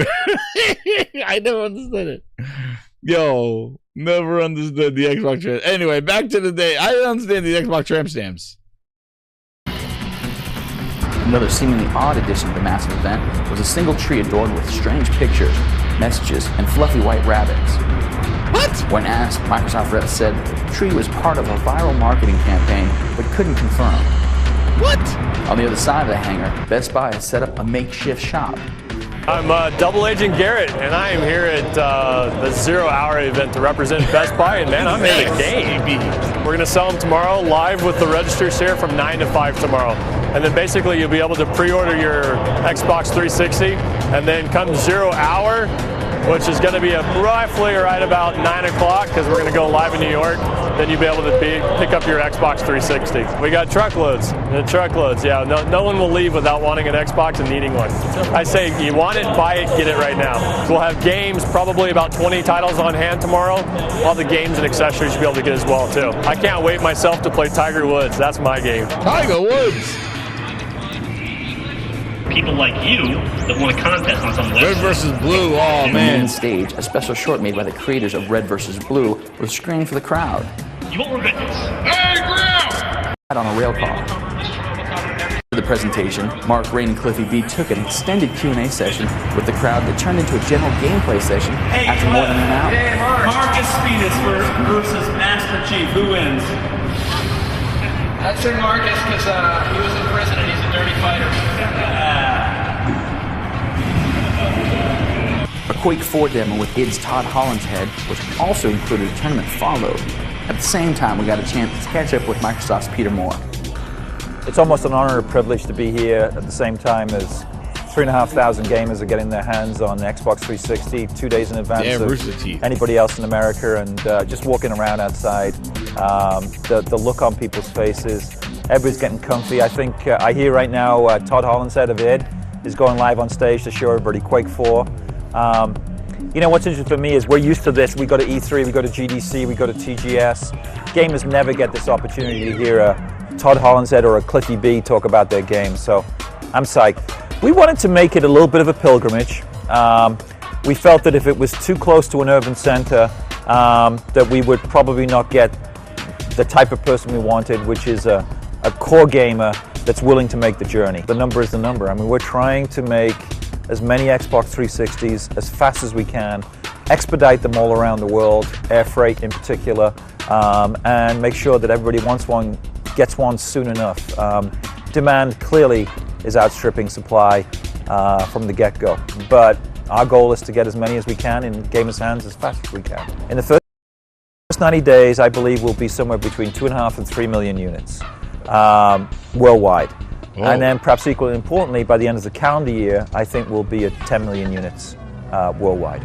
For a look at the full Peter Moore interview. Man, there you go. You before it was released, he's predicting sales numbers, dude. That was some bold ass Xbox predictions, man. They were cooking. Now this is what they're talking. This is them cooking now. That's why we're working closely with the Windows team to ensure that Windows is the #1 platform for gaming. Oh?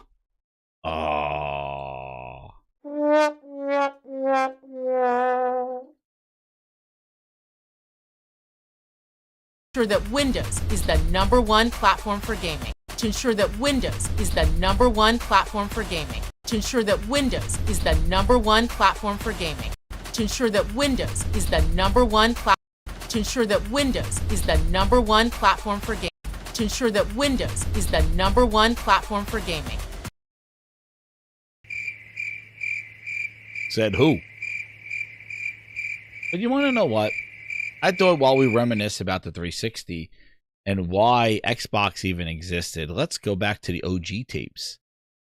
And it was interesting. It's like, you know, the fact that Windows is the platform for gaming now, and how Peter Moore was talking about the 360 on the 20th anniversary, and we're hearing about Xbox 360, and you look at how Microsoft celebrated with a whimper over the weekend for the biggest generation that really put them on the map.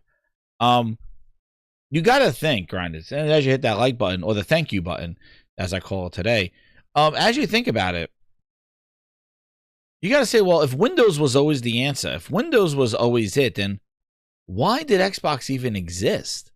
What was the purpose of Xbox if it was just to put Windows under your TV? If that's where we're at now, that Windows is the platform for gaming, then what was the purpose of the 25 years of Xbox and 20 years of 360? What was all that about then, if it was all about just Windows in your house, under your TV? So I had to go back to the OG tapes. And this Grindsgiving, I think we got to go back to get some good receipts to be thankful about. And why don't we go back to one of the OGs in Ed Freeze? And this part was very intriguing. Actually, this is something new that I learned, and I want you guys to hear it, and we'll talk about it on this stuff as we go through the memories of Xbox. But take a listen to this, because this is some crazy stuff, and probably being featured in one of the King Thrash's documentaries. But here you go. But anyway, so I have to step back a year. So go back a year. Basically, I teamed up with this DirectX group and tried to help them push forward this idea of this console that really runs Windows, that's really a PC, blah, blah, blah. At the same time, there was another competing group within the company that was the continuation of that Sega Dreamcast Windows CE group. And their proposal said that our proposal was totally wrong. They said, no, we should build a custom device, just like a PlayStation 1, that only runs games, and it's, custom operating system, custom. So anyway, those two groups rose all the way up to the very top of Microsoft. They each had their own group of vice presidents surrounding these ideas, kind of in Microsoft fashion. And then they got all the way up to Bill and Steve, and there was a big battle, and we won. And they won. Two groups at the beginning of Xbox. There was a group that was the DirectX team that just wanted to build a PC that just does a PC. And then there was a group that worked on the Windows CE version of the Dreamcast and said, nah, man, we need to do custom, just like the PlayStation. We got to do a custom. And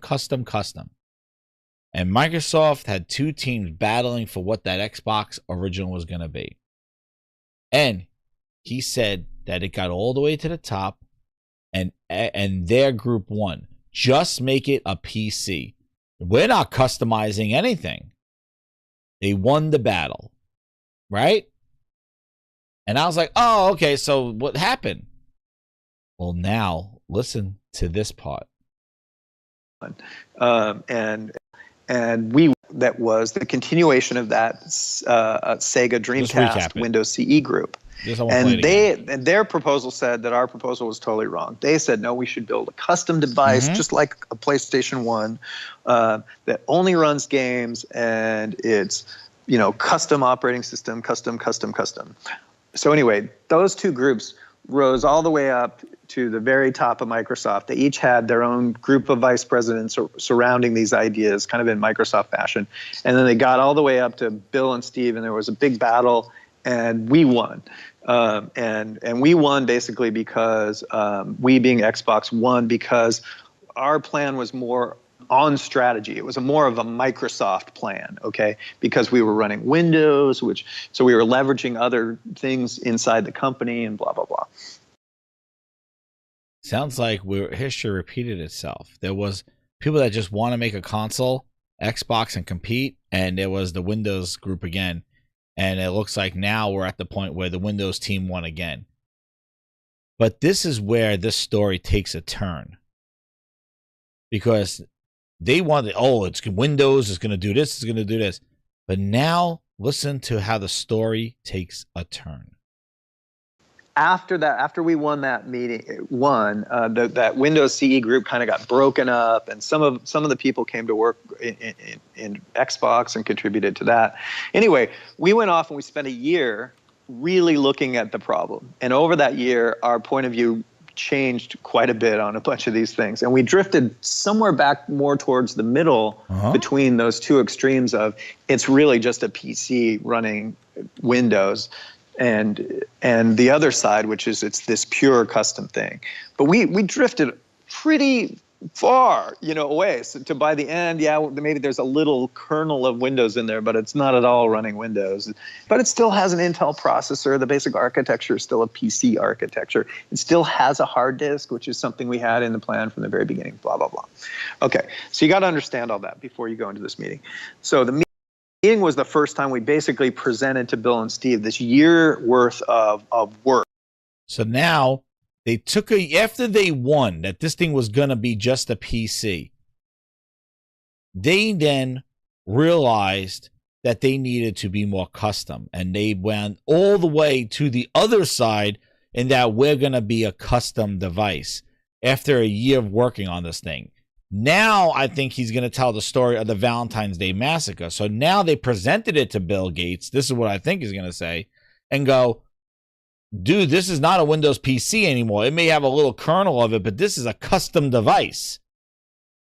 Because they were full 180 and realizing that they couldn't get and what he says in the beginning is that they wanted a simple system. You put it in, you play the game like a PlayStation, but they wanted to do it with Windows, and it didn't work with Windows. That's why they moved all the way to the other side to go, yo, we need custom. In order to get the experience that we want to make in this device, we need to go custom. We can't just make it a PC. Wah, wah, wah. We need to do custom stuff to give that experience. So they spent a whole year and realized that the Windows CE group was right, and now changed the plan, and they come back to Bill Gates. Leading up to making this machine, and it was when we were going to get final permission to go forward and spend a lot of money, hundreds of millions of dollars.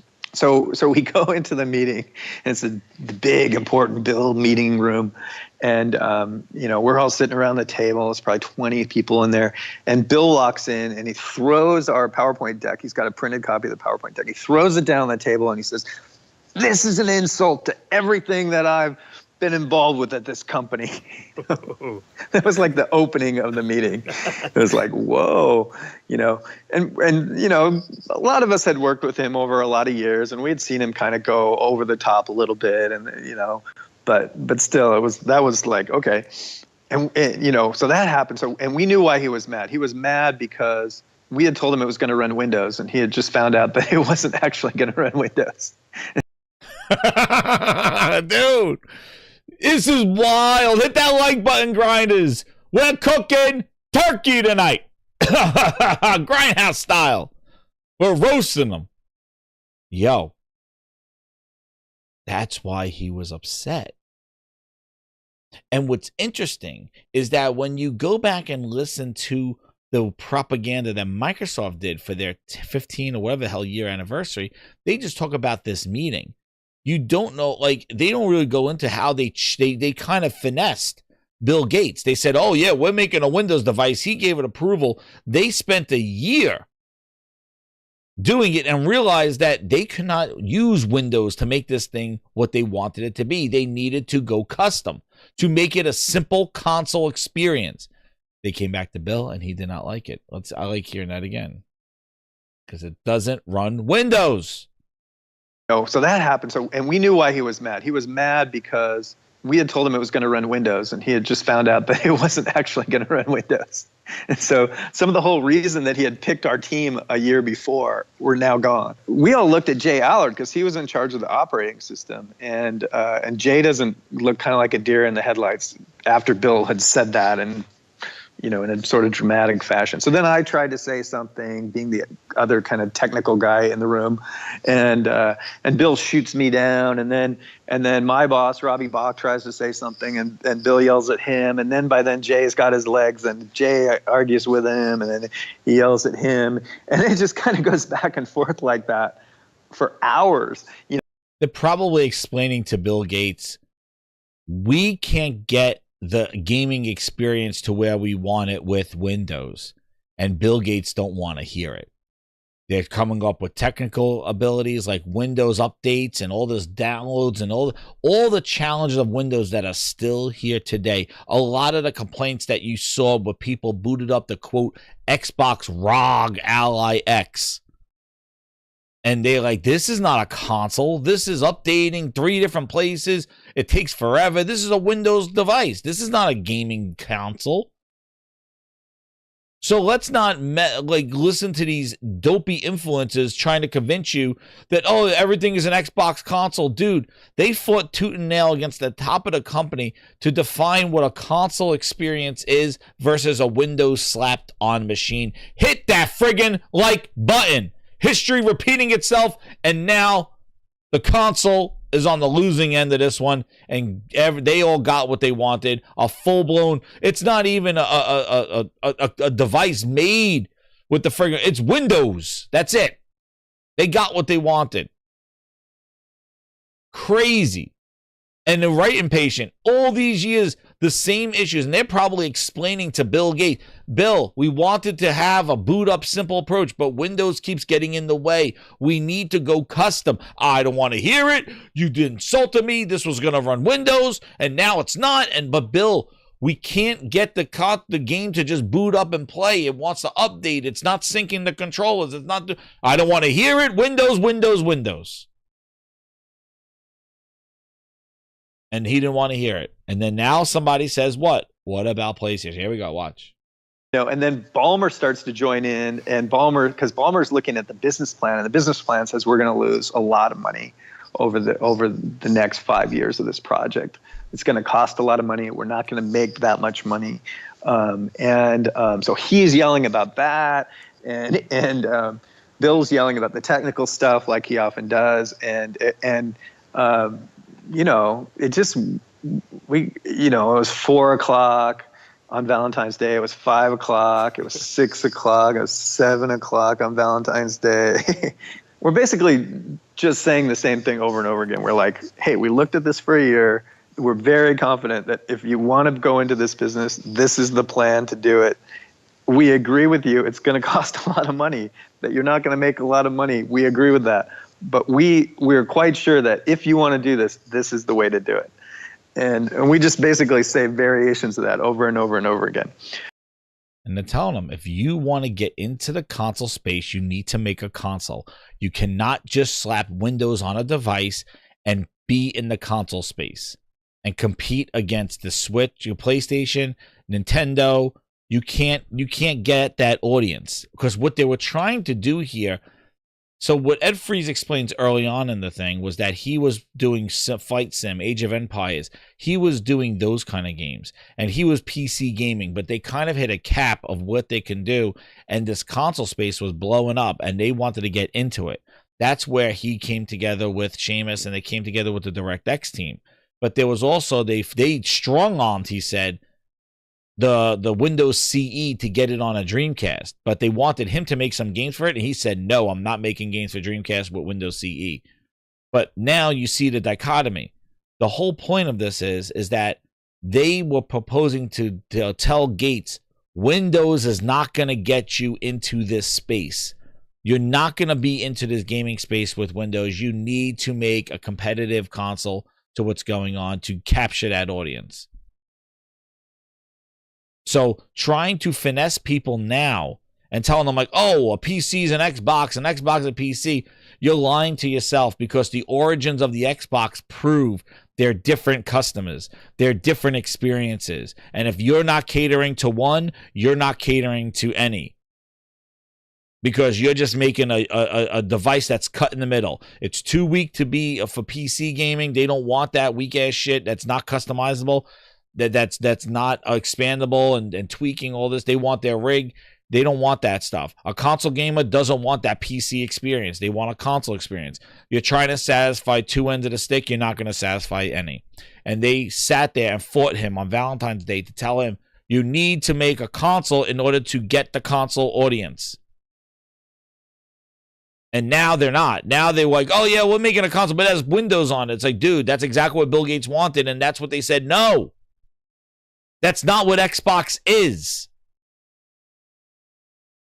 And what's crazy is that initially they won. Initially, they thought that's what Xbox would be, just a gaming Windows device under your TV, a Windows Media Center. And they learned over a year they could not get the experience down with that vision. And they had to move to the other side and make it more custom. And now they're fighting him with it. But anyway, it's 7 o'clock. It's heading towards 8 o'clock, and we're all looking at our watches because we have like dinner reservations that we've missed, and we're all in trouble with our spouses at home, because we're stuck in this meeting from hell where we're getting yelled at, by the two most powerful people in the tech world. And so then, like right around, I don't know, it seems like it was right around 8 o'clock at night. This one guy, Craig Mundy, who'd been very quiet up till then, Craig had sort of this conspiracy theory that Sony was slowly taking over the living room and sort of infiltrating the home through a series of products that if any one of them you looked at by itself, it might not be much of a threat. But if you imagine them networked together, you could almost kind of see that they had sort of put a PC together by putting different little parts in each of these products that were all becoming popular in people's houses. And his point of view was that that was a real threat to Microsoft and Microsoft's ability to get out of the home office and spread out to other places in the home. And he had sent many memos around, for months or even years about this. So he didn't need to say all that. All he said was, what about Sony? And Bill repeats it. Bill says, yeah, what about Sony? And then Ballmer repeats Bill, what about Sony? And they look at each other, and there's kind of a pause, and then Bill says, we should do this. And Ballmer says, yeah, I agree, we should do this. And then they're getting excited, they're going back and forth. Yeah, we should give these guys everything they're asking for. We're asking for a lot of money. We're asking to be like left alone from the rest of the company to basically go off strategy and build this stuff that's completely unlike any other part of Microsoft, to be like have the freedom to not be part of the rest of the company and to do things the way we want to do them and all this stuff. Mm-hmm. And they're like, we're gonna do this. We're gonna give you guys everything you're asking for. You guys should go do this. We're gonna give you everything. Go do it. And that part of the meeting lasted about 5 minutes. Okay. And we walked out of there. My head was spinning. I turned to Robbie, and I just like, that was the weirdest meeting I've been in 15 years in this company. That's what I said to him. But that was the start of Xbox. And then a few months later, Game Developers Conference, Bill was up on stage showing our prototype and announcing to the world we're doing Xbox. And from then it was just a mad sprint, less than 2 years between then and when we launched in 2001. Hit that like button, grinders. My goodness. That's right, Ron. It says the foundation at Windows is flawed for gaming. It never was made for gaming. It's made for the office. Yes, Steam is the only thing that put a Band-Aid on Windows for gaming. That's why Steam is so popular, because it unified gaming on PC, because Microsoft didn't deal with it. Microsoft was doing everything at separate installation files and all this other stuff. Steam is the one that integrated it. That's why Steam is where it's at. But isn't that a crazy story? Isn't that crazy? That's exactly where we're at right now. We're at the point where they just flipped over the table on the console experience, and now they're saying, hey, it's just a PC. Right, Sarabon? What was that again? Hearing that story and that battle and stuff, and now you got Sarabon going like this. Is the number Windows team. That's why we're working closely with the Windows team to ensure that Windows is the #1 platform for gaming. To ensure that Windows is the #1 platform for gaming. The next generation of Xbox is coming to one device, store or tied to one device. Closely with the Windows team to ensure that Windows is the #1 platform for gaming. That Windows is the #1 platform for gaming. Yeah. Good luck with that. Good luck with that. And you could say, what about Sony? What about Nintendo? What about Steam? I'm sure when Steam announced that Steam box, a Steam machine, they're like, what about Steam? They're going to take over that TV. You know, and I think that there's a lot less focus on people think like, oh yeah, their phones. People are on their phones, but you know what? Everybody got a living room. Everybody got a family room. The TVs are still being purchased. Bigger than ever. Projectors, TVs, OLEDs. The theater, the movies, the experiences, the surround sound. People have home theaters now. Like, entertainment at your home is still a huge, huge thing. I don't know anybody that's like, yeah, you know what? I don't have a TV in my house because I just walk my phone. I just use my phone for everything. We don't have a family room. Everybody on their tablets and on their phones. We don't have a couch. We just walk around on our phones. Who don't have TV? You got TVs in every room in the house. So to say that, oh yeah, well, everybody plays on different... Dude, the TV, the entertainment center, that experience, it's still there. It's still a threat. And that's what that Steam machine is doing, man. Because now people don't just have one theater. People don't just have one surround sound system. People got like, I got that TV with that speaker, that TV with that speaker. That's the kids' TV with that speaker in that room. You got multiple family rooms. You got multiple. The TV is essential. So you could talk about phones all you want. Yes, sit there with your phone with the TV on, but the TV is still a thing. That couch, that theater, that thing, it's still there. And to dismiss that and be like, oh, well, people are on their phones and Windows. No, you need to address that home entertainment system, that experience. Because I don't know if anybody listening to this show has a friend that doesn't have a TV in their house, doesn't have an entertainment system, doesn't have a surround sound, doesn't have a TV, an OLED, doesn't have a flat screen. Nah, we just got our phones, man. We just walk around with our phones. That's it. Everyone on their phone. Nah. People buying TVs. So taking that experience from the TV and bringing it with you is what the Portal does. It's what the Steam Deck does. Taking the games off the place where you prefer for when you're not at your station, when you're not at your home base, and you want to take those experiences with you so you don't lose progress, where you could tap in to the games that you love, the experiences that you want. You take that Steam Deck, you take that Portal with you. And guess what? There's no extra subscriptions with Steam Deck. There's no extra subscriptions with the Portal. There's no extra stuff to just play the games that you own from the devices at your home base. That's why the Portal, that's why the Switch, you take your games with you.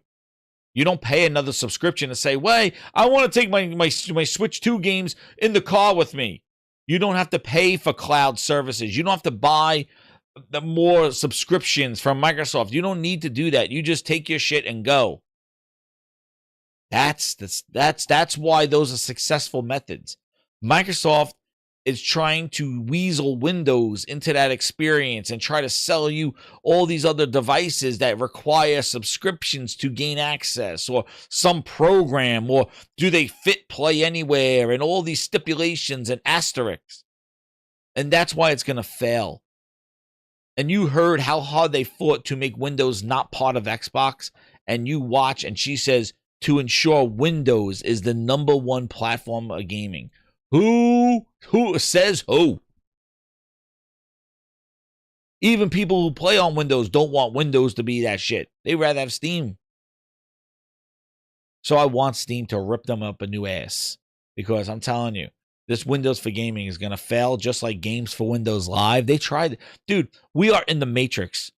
You need to be watching. We need to turn the Grindhouse into the goddamn the Matrix guy. I gotta be dressed all in the white with the white beard and the pen and sitting in the chair going, you know, the architect of the Matrix is that you've been here multiple times before, Microsoft. You've tried this many times before, and unlike other ones, it's about choice. It's about the door to the right, the door to the left. It's about you come here. You came here with Game Pass. You tried here with Games for Windows Live. You tried all these different things, and you failed every time. Zion falls, Windows falls. UWP. You tried with WinWP and tried to make a universal Windows platform. You tried this with Windows Phone. You've come here so many times and you failed. Zion falls. Enter the Grindhouse. That's right. Where is it? There it is right here. Enter the Grindhouse. You've come here to Zion. Zion fails every time. You're an anomaly. Xbox Play Anywhere has been here. Enter the Grindhouse. This is the Matrix. That's what they've done this so many times before. Now they're doing it again. This is just another anomaly, another iteration of Philness Neo and Sarah Bond Trinity. Sarah Trinity.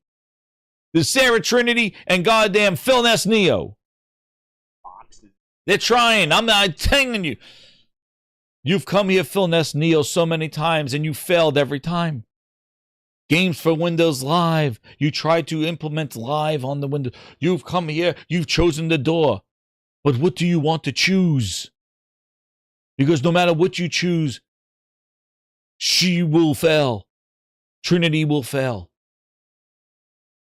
Xbox will fall. This is the 7th iteration of Philness.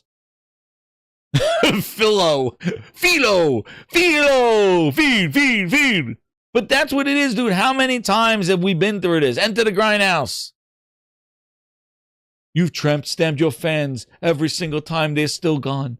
You lose, Philneo. Like, dude, like it is. It's Enter the Grindhouse. Like, it really. It reminds me so much of that. Like, there's so many differentiations, and like they say, Phil, you failed so many times, and then the screens have all the different the philos on them, and they're like this. They're like, no, yes, haha. They have all the different emotions. Yo. And for those who haven't seen the Matrix, dude, that's exactly what it is. What is it? The Matrix architect. That's what it is. What is it? Like the movie. The architect of the Matrix to find the anomaly of Philo. Let me see if I can find the image. Give everybody an image here. Not the Animatrix, the Matrix.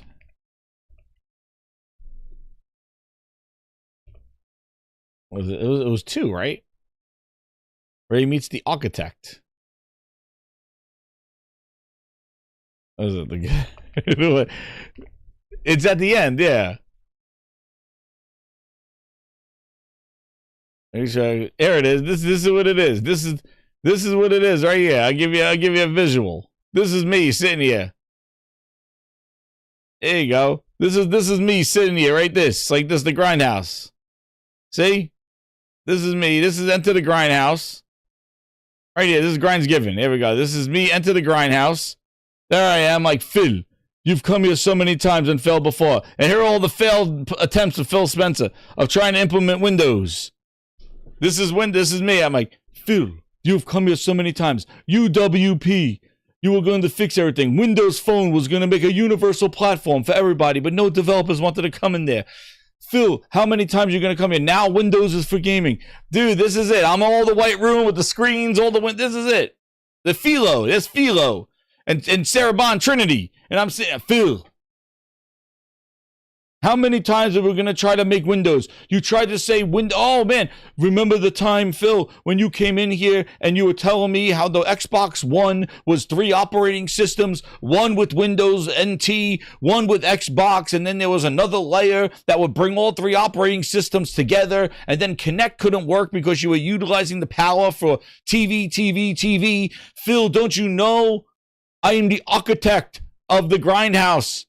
And you have failed every time. Trinity folds. Cerebon folds. Microsoft, Xbox, Windows fall. How many times are we going to do this, Phil? We tried it with cloud. Oh, cloud is going to do off computing. And Philo is like, I don't believe you. I'm the architect of the Grindhouse. Phil, how many times have I told you this? It fails every time. You are an anomaly. You suck again. You always will suck, no matter if you go through that door or the other door. Windows sucks, and you suck. Philo, choose your door. Trinity Bond falls. But I see you have love. What is this, love? It's different. It's not different this time. Windows will fall. Zion and Windows will fall. Booty's Morpheus. Booty is Bootius. Oh shit, Bootius. He's like, do you want the shit pill? Dude, yo, Matt Booty is Morpheus. No, he has 2 pills. He goes, I got the stool softener on the right or the constipation one on the left. Which pill will you choose? This is Matt Bootiness. Morpheus. Booty Morpheus. Would you choose the stool softener in my right hand, the blue pill, or the red pill, which is the constipation pill? Which one are you going to choose? And Matt Booty sitting there with Philo. Yo, I go a whole skit. Matt Booty telling Philo, Phil, you are the one. Phil, you are the one. You're the one, Phil. Booty's like, I had a shit vision. Booty's like, Phil, you're the one. Booty believes. Booty believes. He goes, hit that like button. These are on the fly skits. Yo, this is what it is. This is the craziness I think of, man. The Booty's sitting there. He's like, Phil, you're the one. You're the one that's gonna break Microsoft and make Microsoft win. Microsoft will not fall like the previous Microsofts. He's like, yeah, you're right, Bootius. I got Game Pass this time. The Oracle. Who's the Oracle? Todd Howard. Todd Howard's the fucking Oracle.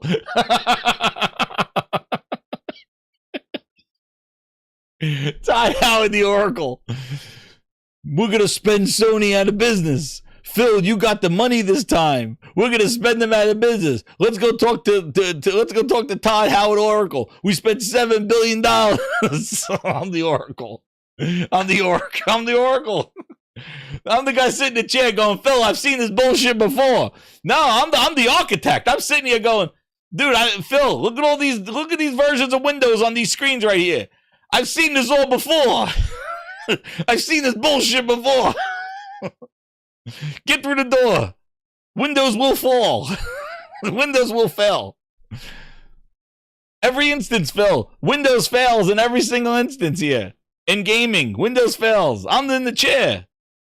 I'm sitting there with the pen going, Phil, I've seen this shit. I've seen this shit. Sneakers is Agent Smith. That's right. Dude, he's the anti-Phil. He brings out all the bad news. Yo, I Bootius. Bootius is like, Phil, take the shit pill. This is gonna make you shit soft for 2 weeks. Here you go. Oh shit. Yo, Mr. Anderson. Rumors. Yeah. They move Game Pass. Phil Booty's like, Phil, you got Game Pass this time. And you got Trinity. You got Sarah Bond Trinity. Jack into the Philness. Jack into the Philness. Phil, I've seen the world, Phil. Phil's like in there. He goes, yo, where's Phil? Phil be doing like this at an interview. Where is it? I'm dodging. Yo, this is Phil. Yo, Phil, I've never seen somebody move like that when they asked about the games. Phil, I've never seen anybody move that fast when they asked about the games, how the games are coming. Phil like this. Yo, in the Philness Matrix, Phil Spencer moving like this when they said, Phil, how the game's coming along? Phil, I never seen anybody move that fast. I gotta watch the Matrix again. Phil in an interview. Phil, what about? I'm excited about the games I didn't announce. Oh shit! Dodge those questions. Phil, they just asked how Perfect Dog is coming along. I never seen him move that fast. Booty's like, Phil, you're the one. You're the one, Phil. I know it. You're the one. Not fast enough. Yo, Phil's the one. Sarah Bond, Trinity Seasons. I never saw anybody move that fast. I did an interview, Phil. Phil dodging the questions. Phil dodging the questions.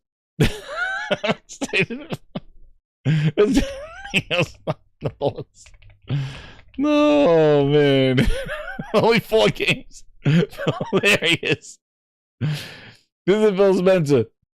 Yo, Phil Neo. Only 4 games. He's like this. Only 4 games.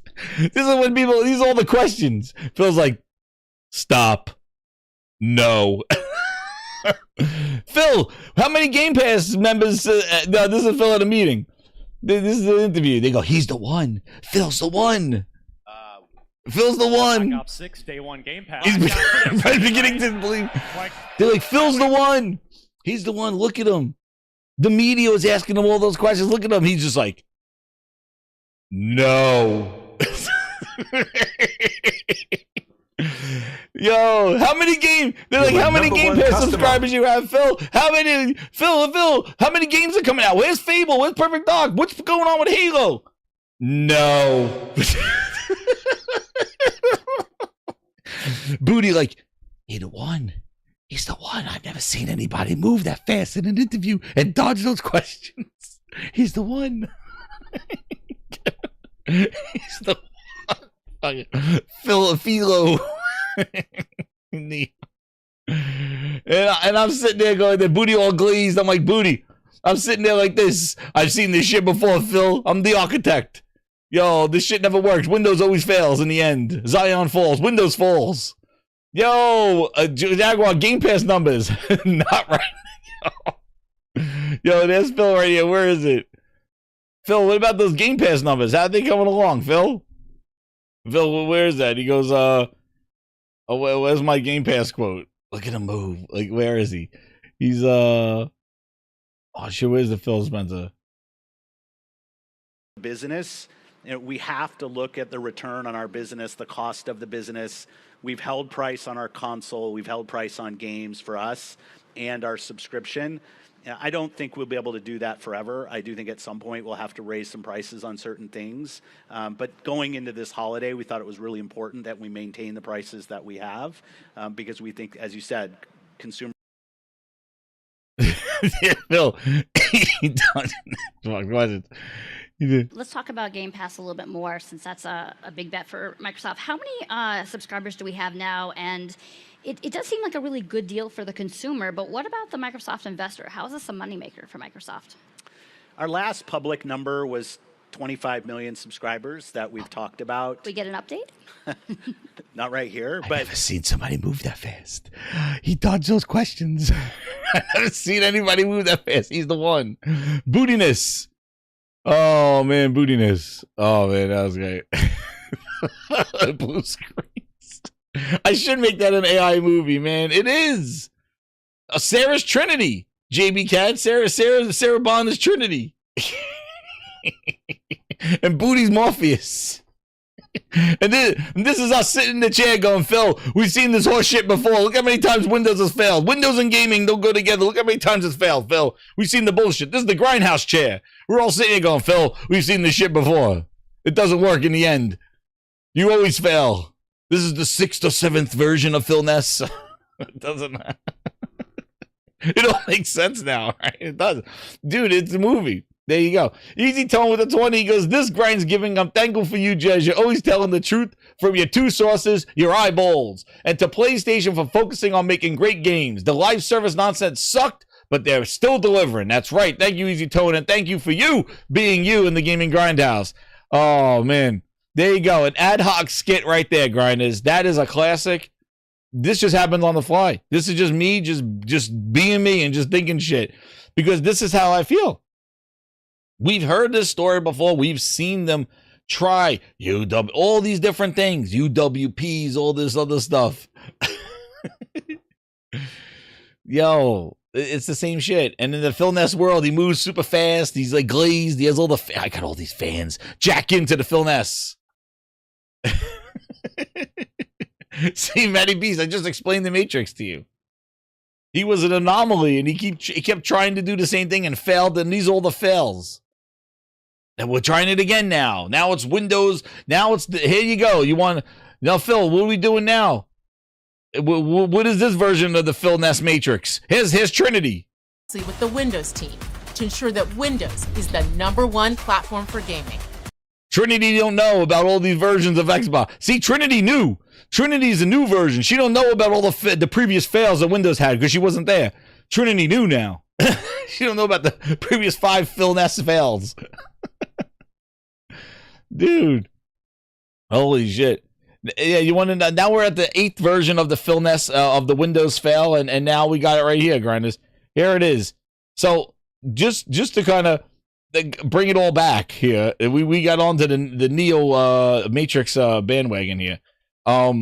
Craziness going on. But one of the things that has happened is that Microsoft released the next version of Neo, the Windows full screen experience. If you recall, when this thing was going to be part of the Xbox ROG Ally, the cycle we know suck again. That's right, Don John. Hit that like button, Grinders. You get it. Hit that button. Dude, that ROG Ally and the Xbox experience and the button, and they work so close to the ROG team, and it will roll out to other handhelds next year, and the Asus will probably get it first in early next year, and then people are like, well, what about PC? Oh no, it's only for handhelds right now. Dude, how quick? They're putting it on all handhelds and on Windows 11 PCs. Dude, they didn't even test it on Windows PCs. They just showed it on the ROG Ally X. That's it. And now they're shipping it out to every single one of them. What did I say? I said, if this was a beta, why would they lock it down to just the ROG Ally X if they need the feedback, if this thing is not ready for prime time? And guess what? It wasn't ready for prime time. That's why the urgency now to put it on not only just all the handhelds, when this thing was built with, quote, handhelds in mind, now they threw it on Windows full-ass screen PCs. Phil Spencer, what do you got to say about that? Would you ship that? What you just played? No, what's crazy is that they kept Xbox Cloud beta for goddamn 5 years. They're rolling out Xbox full screen experience, which is in alpha, according to some reviewers, me included. And they don't have any beta or alpha tagged onto this. Dude, how desperate and scared they are of Steam. Dude, how scared. They moved their timelines way, way up because this wasn't supposed to, it was supposed to go to handhelds. Like, I'm not tripping, man. I'm not tripping. You go back and you go, the Xbox full screen experience when coming to handhelds. And then you go to June, excuse me. Where did it say? Where is it? That's there. But when they had the hands-on preview, watch. Hands-on preview. You do hands-on preview of the damn, I have all this shit up here. Hands-on preview of Windows full screen. release.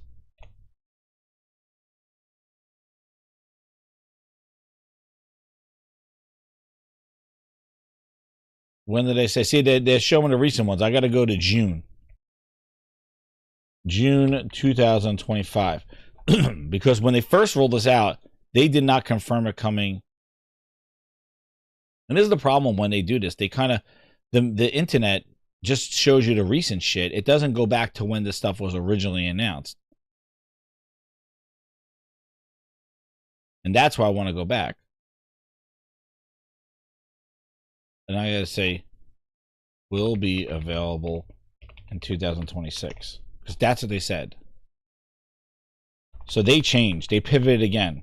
And why? Because I bet you that ROG Ally ain't moving. Exactly. So there you go. Just search on the internet, but you got to put in specific things in here. And we got to go back to when they were talking about this. So yeah, the hands-on preview for the full screen experience in Windows is available through Windows Insider. Is not scheduled for 2000. The date was part of an earlier, since revised, available date estimate, specifically gaming handheld devices. So that was the thing. Like, it was specifically going to roll out. Let me just see here. I see. I hate when they do something new. Roll out of full screen experience. Full screen experience in June 2025 announcement.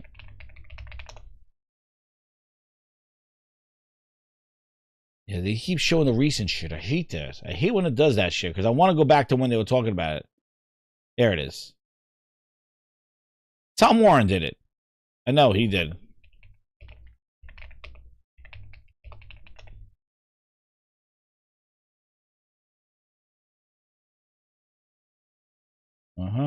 Just got to do a quick scan here because it is. Yeah. So this is what Tom Warren says right here. Look at this one. Here's tweet. When it rolled out, this is why the full screen experience feels like a beta. These issues are small, but they add up to a buggy experience. This was October 2025. Ally handheld is quite. This is what they're rolling out to everybody now. Today is Friday, October 17th. That means that Keeper has been released today. So I'm on the Xbox Ally X and I'm thinking, okay, let's go download this. So as you can see, search, right? I'm going to press Y to search.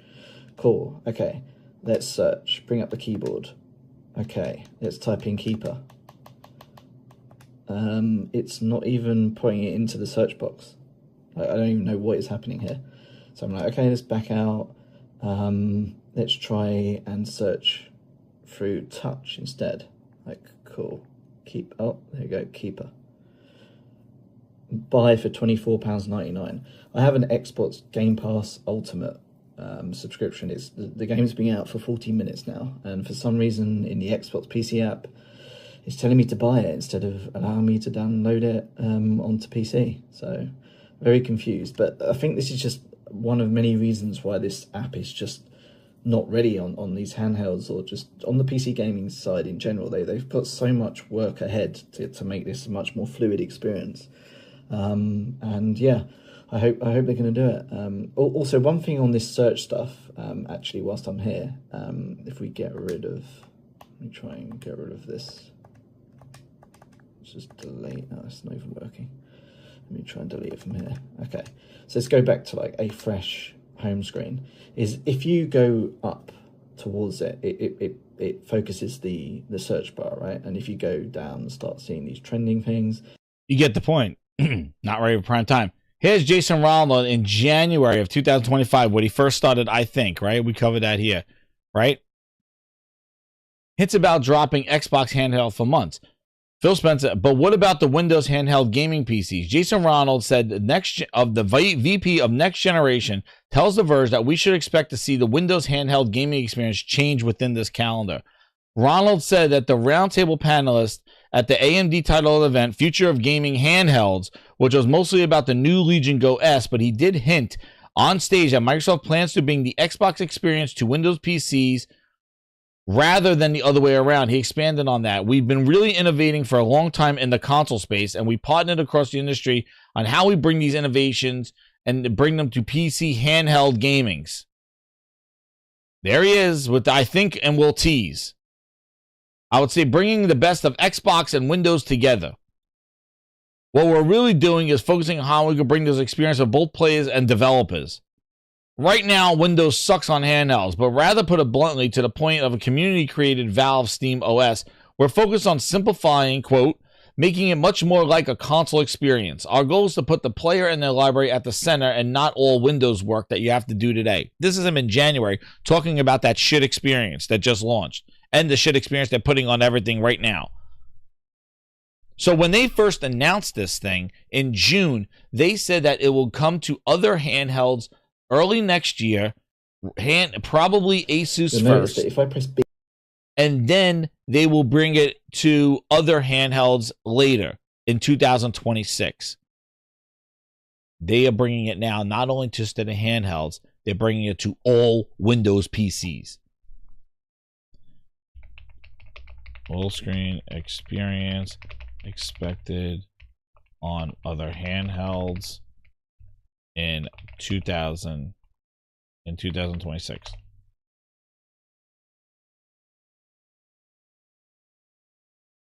And that was when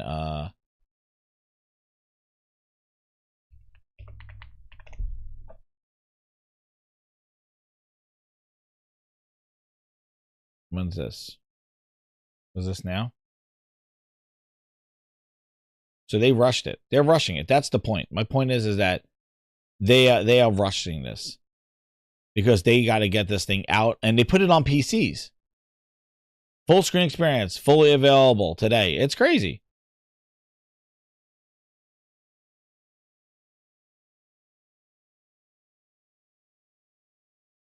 And then here it is. You go to Tom's review. Here, look at this. It says right here, Tom's Hardware. We found in our review one of the most interesting aspects, Microsoft, the Asus ROG Ally, and again, they took all the, think about it. You just hyped up this ROG Ally X all year. Where is it, Phil?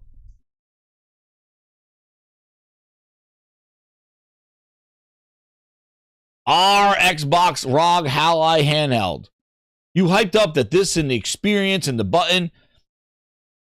Dude, that thing lasted 2 months. Not even a month. It came out in October. You gave the ROG Ally a month of having this Xbox experience before you just put it on everything the next month.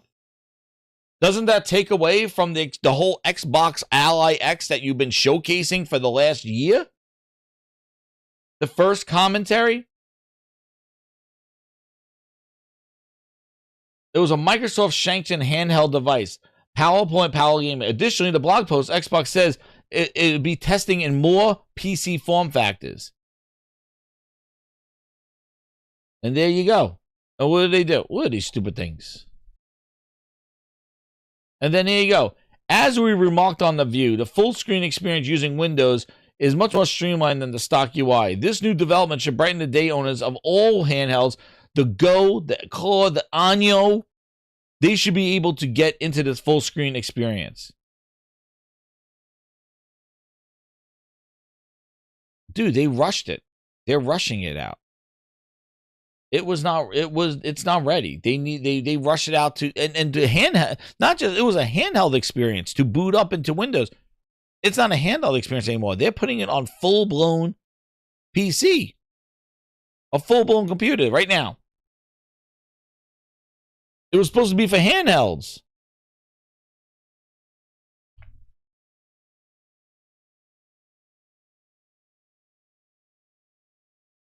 And that's it. And they rush it out. Why? Because they're panicking. And they want the feedback. They want more people. But they just pull the rug out from the ROG Ally X. Their ROG. What? Xbox. R Xbox Ally handhelds. And it's a half-ass product. Exactly, right? Yeah, you missed the tennis. You're paying for a half-ass product that wasn't ready for prime time.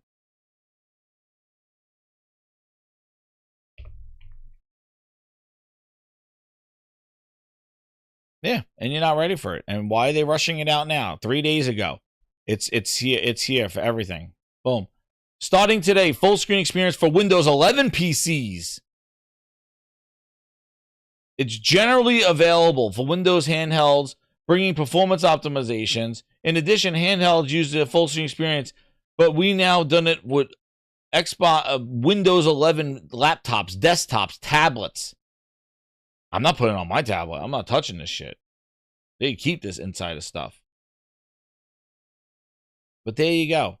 This wasn't supposed to happen. They didn't even announce this coming to those devices. They just said that this was exclusively for handhelds. They were working with handhelds.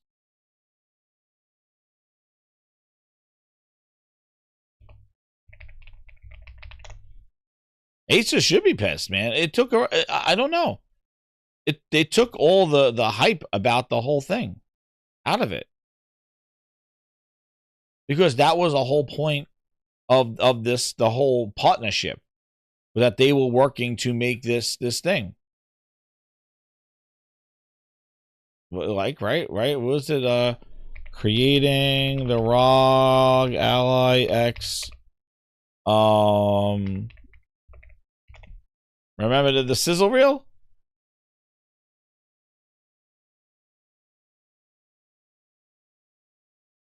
Where is she doing? It was all this exclusive working together. They're terrified of SteamOS. They are. They're so, yeah.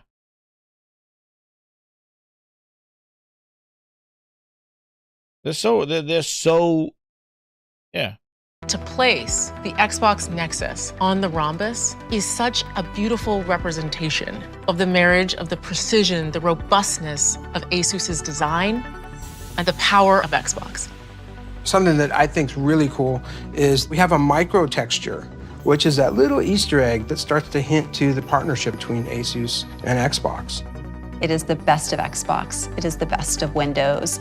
Working with ASUS and creating something specifically designed to help gamers have the experience that they have so long dreamt of.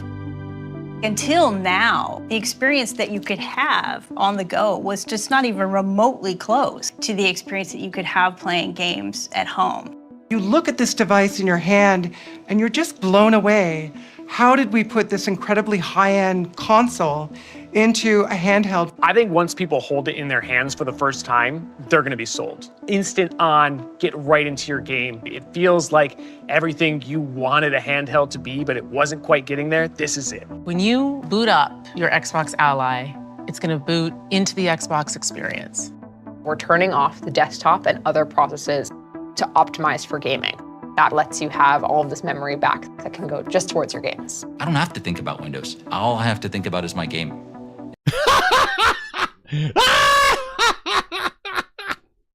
Yo, dude, these people, yo, where's my song, dude? Where are they? Man, oh man, these guys, I don't have to think about Windows. Dude, you got 20 Windows updates. Yo, the guy, look at the face. We know what we see here. Xbox Discord to spread PlayStation FUD.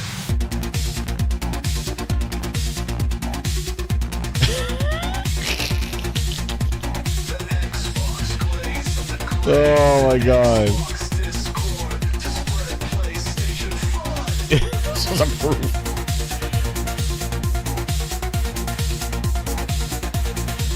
That's right. And being focused on my game. Sir, I have a question for you, sir. Tell me why they're rushing this out. What's your games? I don't have to think about Windows. All I have to think about is my game. And being focused on my game, and I'm going to get my highest score. Dude, highest score. What are you? Now, performance benchmarks are not everything when comparing the Windows experience to the SteamOS experience, especially when this is supposed to be an Xbox console. And one of those big ingredients is sleep and quick resume. Now, Windows sleep has always been a crapshoot, and thankfully it seems to have maybe gotten a little bit better since Alex from LTT made that. We're gonna talk about this video wall, but what up?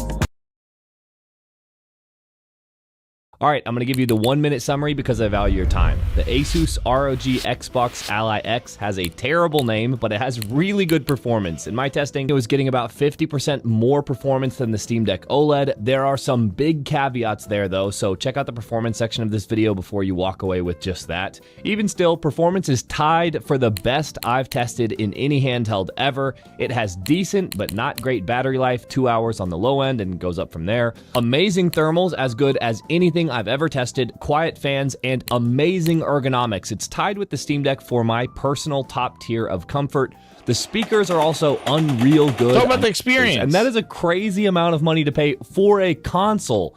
And they don't even throw in a case. The Steam Deck throws in a case for their cheapest model that's less than half the price of. Now let's get into the meat and potatoes of this review. Starting with what I think is by far. So everything sounds great. Performance, top. Now hear about the problem. Guess what it is? Hey, Phil Neo, it's a Windows. Are the biggest issue with the Xbox Ally X, which is the software, and redundant software specifically. There's basically 3 ways to do everything that you want to do on this handheld. You have the Xbox experience, brought to you by the Xbox team, Armory Crate, brought to you by Asus, and Windows, brought to you by Microsoft. And these are some examples for how redundant the software experience is, and redundancy in software is not a good thing. If there are a bunch of different ways to do the same thing, it just makes it confusing and clunky for the user. So for example, if you want to turn the Xbox off, you can do it in all 3 ways. If you want to look at your games library, you got your Xbox, your Asus, and your Windows games library. The Xbox button opens the Xbox menu, and that has Asus's Command Center, but then right next to the Xbox button also opens Command Center. The library button, you can either have open the Xbox Experience library or the Asus Armory Crate library. Gaming. But the Xbox button also takes you to the library in just a couple more clicks. And in my opinion, despite this being branded an Xbox, Asus's software with Armory Crate is much more full-featured and it's easier to use. They've been working on it for years, so they've actually improved it quite a lot. And while I think the Xbox experience will ultimately improve, and I'm probably going to like it better because I generally like how clean and minimal Xbox does their software, personally, right now, it's worse because you can't do a lot of things that you want to do. So I prefer using Armory Crate because it has a ton more features, but at that point, there's nothing Xbox about this Xbox console. It's just an ROG Ally X with better ergonomics. And let me tell you, the ergonomics are really S tier, at least for me. But this is something reviewers aren't going to talk about. What is he doing? Is he playing? Yo, why are you playing like that with his fingers? Dude, there you go. The software. Uninstalling game. Oh, here, let's see uninstalling games. Our friend over here said, what? Excuse me, sir. What did you say? Sir. I don't have to think about Windows. All I have to think about is my game.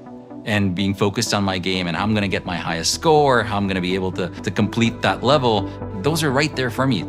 You're just one button press away from getting your game bar that allows you to access various functionalities, utilities, and settings. Game bar is going to bring all of this fantastic utility there for you. You'll be able to, see the performance of the games. You'll be able to send messages to your friends. Your most recently used games, connecting to a Wi-Fi network, or changing the volume.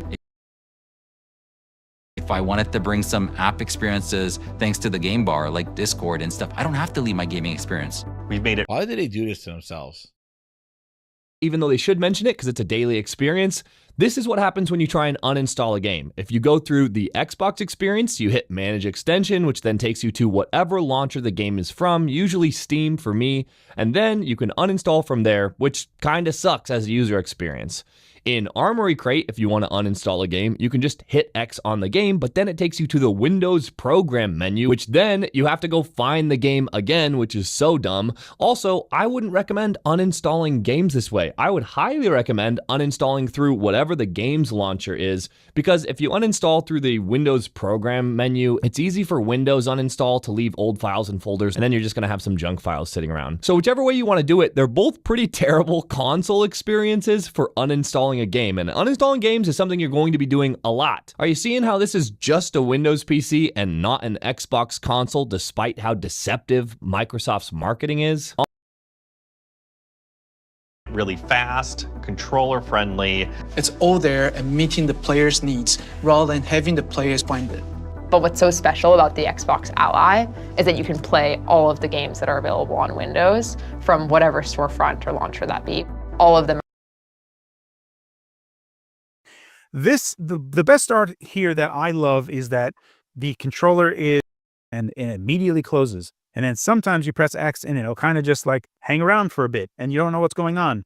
You don't know if it's closing, in the middle of closing, what's going on, what's happening. I don't really want it to second guess anything. That should be a hard line, press X, close the application. So I'm hoping that Microsoft fixes this some way later on where pressing X absolutely like kill -9 on that PID and just turn it off. If they can get to that point, I think that'd be fantastic. Right now, it's still pretty good. Then there's the whole Xbox Game Bar part of it. And right now, they're relying on the vendors to fill in a lot of the gaps.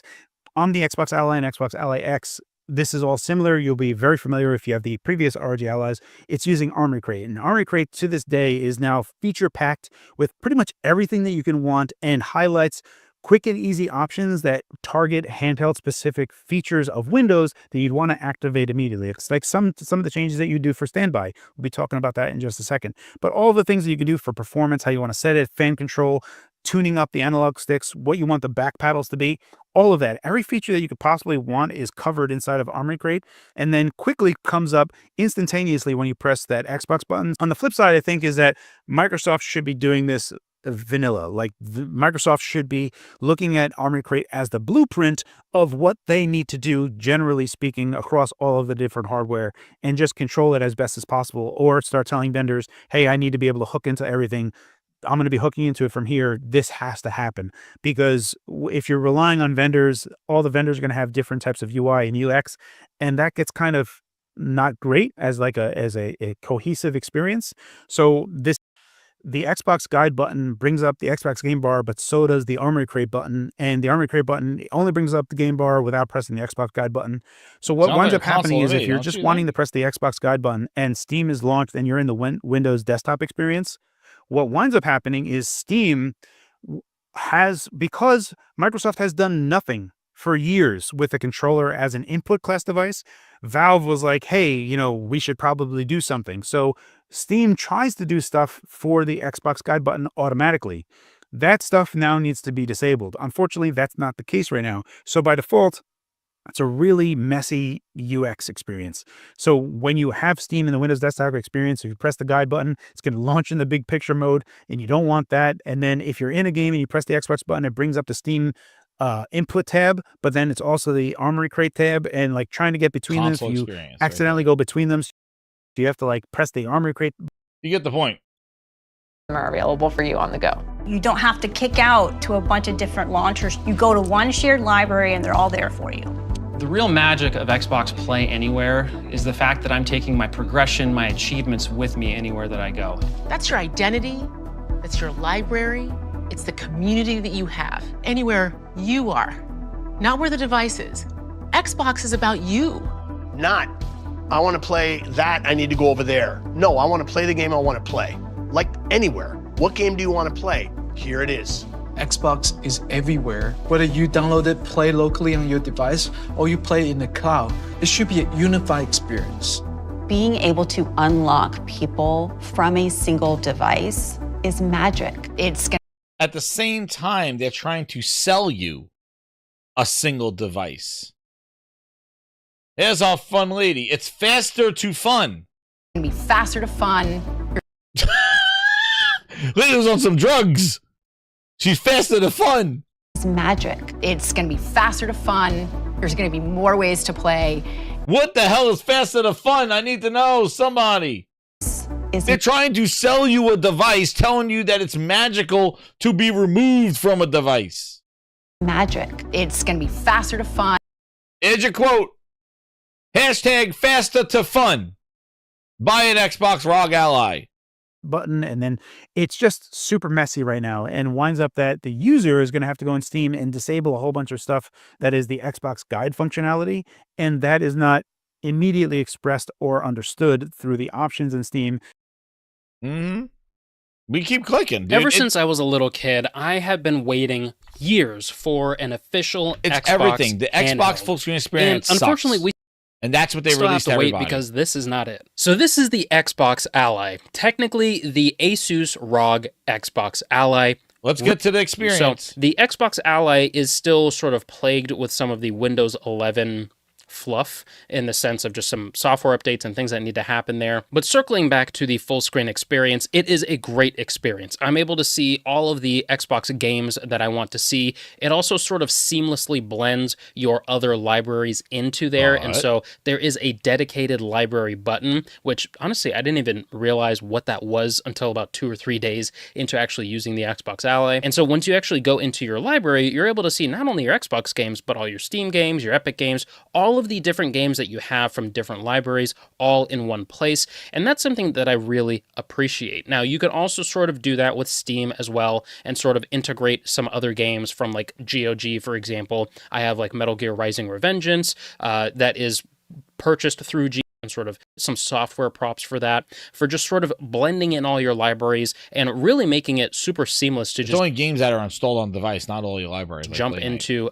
You're able to, also, yeah, like I said, Xbox full screen experience or the dreaded desktop experience, which, yeah, like I said, I've hardly ever used that desktop experience, but it is there if you are needing to use it for a specific function, or if you just don't have a PC or something like that and you need to use this as a PC, well, then you're able to use it at the top. The main part, that is something that I also really enjoy. So placement and the just example and the fact that you literally based Ally, the screen is actually sort of tilted up toward off axis a little bit, so that way these settings and brightness and all of that sort of jazz. So take all of that battery information, with you and do with.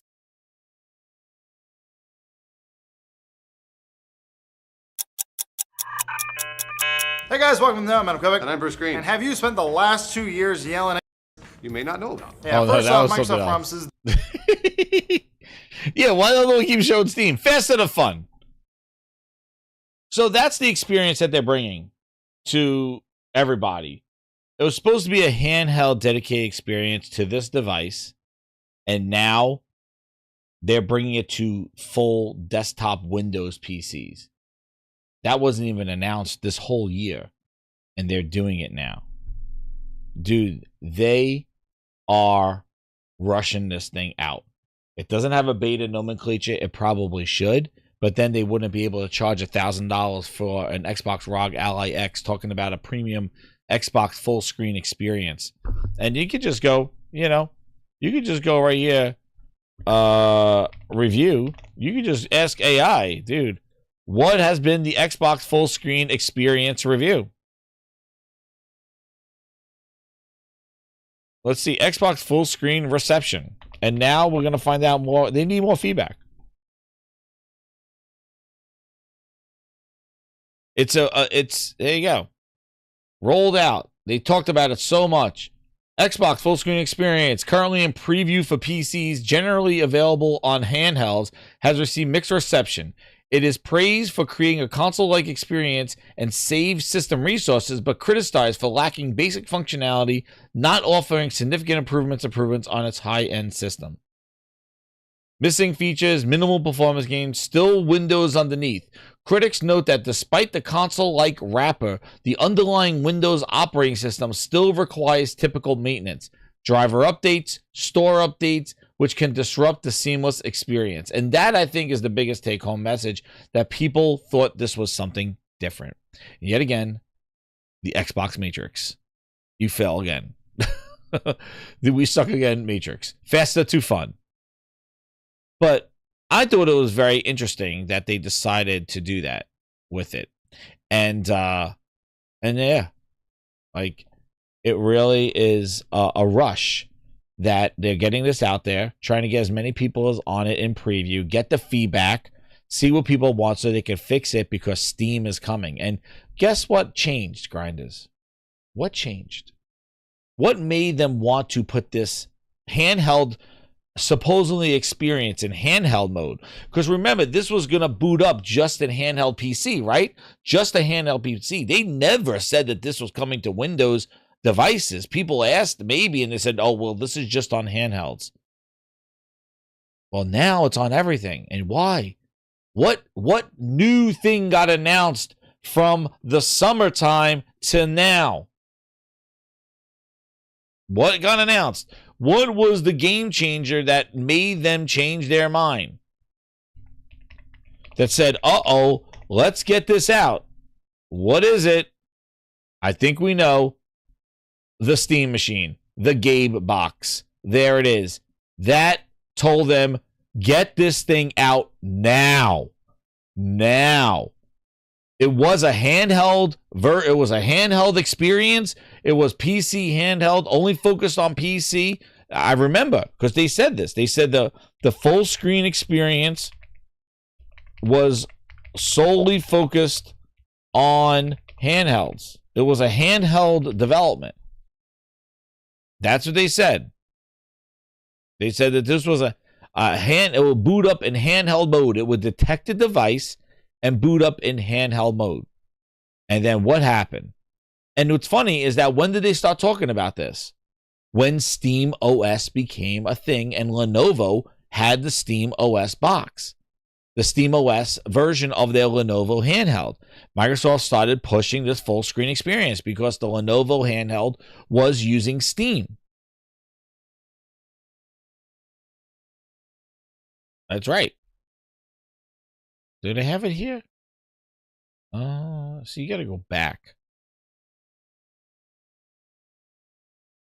You got to go back to when they were talking about this thing. When they were showing this at events. The hell's going on here?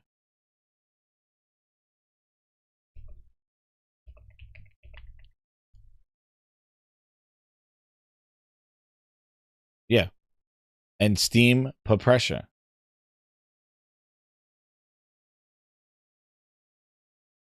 Exactly. Here it is. See, you gotta go find it. See, you go back here. Look, see, June 2025. You got to go back before this change because this made them pivot. Before this got announced, in June 2025, a key development of handhelds was related to software announcements, full screen experience that led up to the month's major tech events. The full screen experience, originally exclusive to the ROG Ally X, and the full screen experience was made generally available for Windows handhelds in November, after being previewed on other devices like the MSI Core.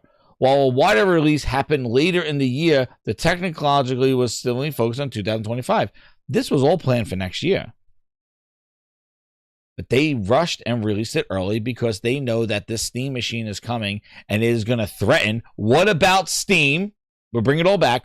What about Steam is coming to the living room? And they're bringing this console experience to the living room on a Steam OS device. And now they scrapped the whole ROG Ally, Festa to Fun, all this stuff. It took all these people to come together. The genius. We were talking to the designers. Everything's coming together. From both the hardware and software side feel like an Xbox. The brightness that you needed on the panel, 1080p, 120 hertz refresh rate, and VRR. It was so important to us that the experience from both the hardware and software side feel like an Xbox device from the moment you turn it on. That's what people love about consoles. Press the power button and play. No configuration necessary. I just want to play games. So let's take them to games. And then guess what? This whole thing, scrapped. Steam machine's coming. Put it out on everything. Put it out on everything. Scrapped. Scrap all this fluff. And software side feel like an Xbox Scrap device it. from the moment you turn it on. That's what people love about consoles. Press the power button and play. No configuration necessary. I just Put it on everything. want to play games. Put it on everything. Steam just ate all lunch. And tell me that they are not reacting to this because Steam OS gets announced, they start pushing the full screen experience on handhelds. Steam Machine gets announced, they just throw this full screen experience on Windows desktops. They got to get it out. They got to get testing. They got to try to beat this to the punch. And tell me, oh, we don't have competition. Everybody plays. We all win. All this shit. Yeah. Tell me again. Dude, they're cooked. They're cooked. They're panic mode. And that's why it got announced there. And I just let the video speak for itself. But grinders, it has been a wild show, and we hit the goal. It doesn't matter. It's Grindsgiving, and because it's Grindsgiving, I'm giving. And Grinders, here you go. I'm sending out 5 VIPs out to you, Grinders. Thank you again. There you go. It's Grindsgiving. Thank you again, Grinders, for being a VIP. And thank you for being a member here, a subscriber. If you're new here, hit the subscribe button. I'm giving out the goods. Grindsgiving. Sending out the members. Thank you for all your support and everything you do here. And just stay grinding. Keep it grinding here to the Gaming Grindhouse. And with that, keep it locked here at the Gaming Grindhouse. I might do a gaming stream one of these nights, maybe the night before Thanksgiving. Might do a game and grind there.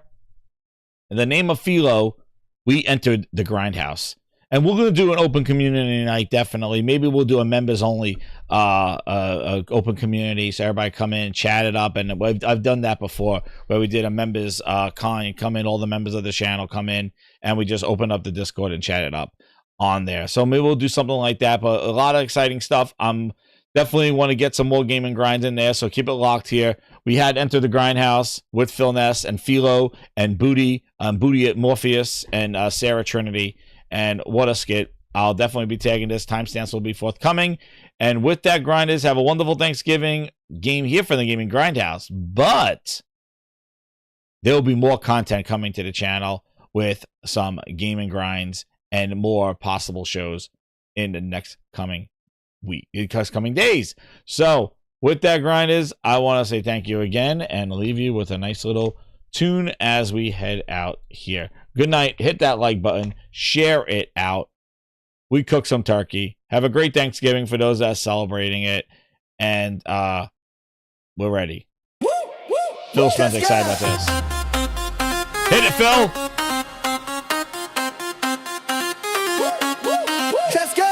Black Friday's here, what a sight. Sales are popping, neon light. Xbox climbs, the price ain't nice. PS5's ready, rolling dice. Wolverine's waiting, claws so sharp. GTA 6 gonna steal your heart. Gaming. Just buy a PS5.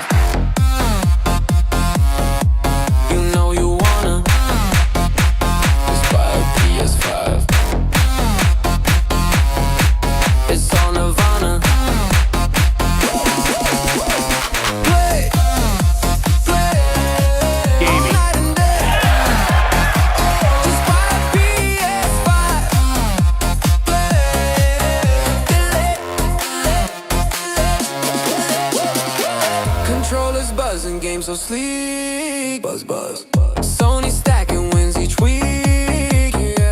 Xbox can't compete, they hike the price.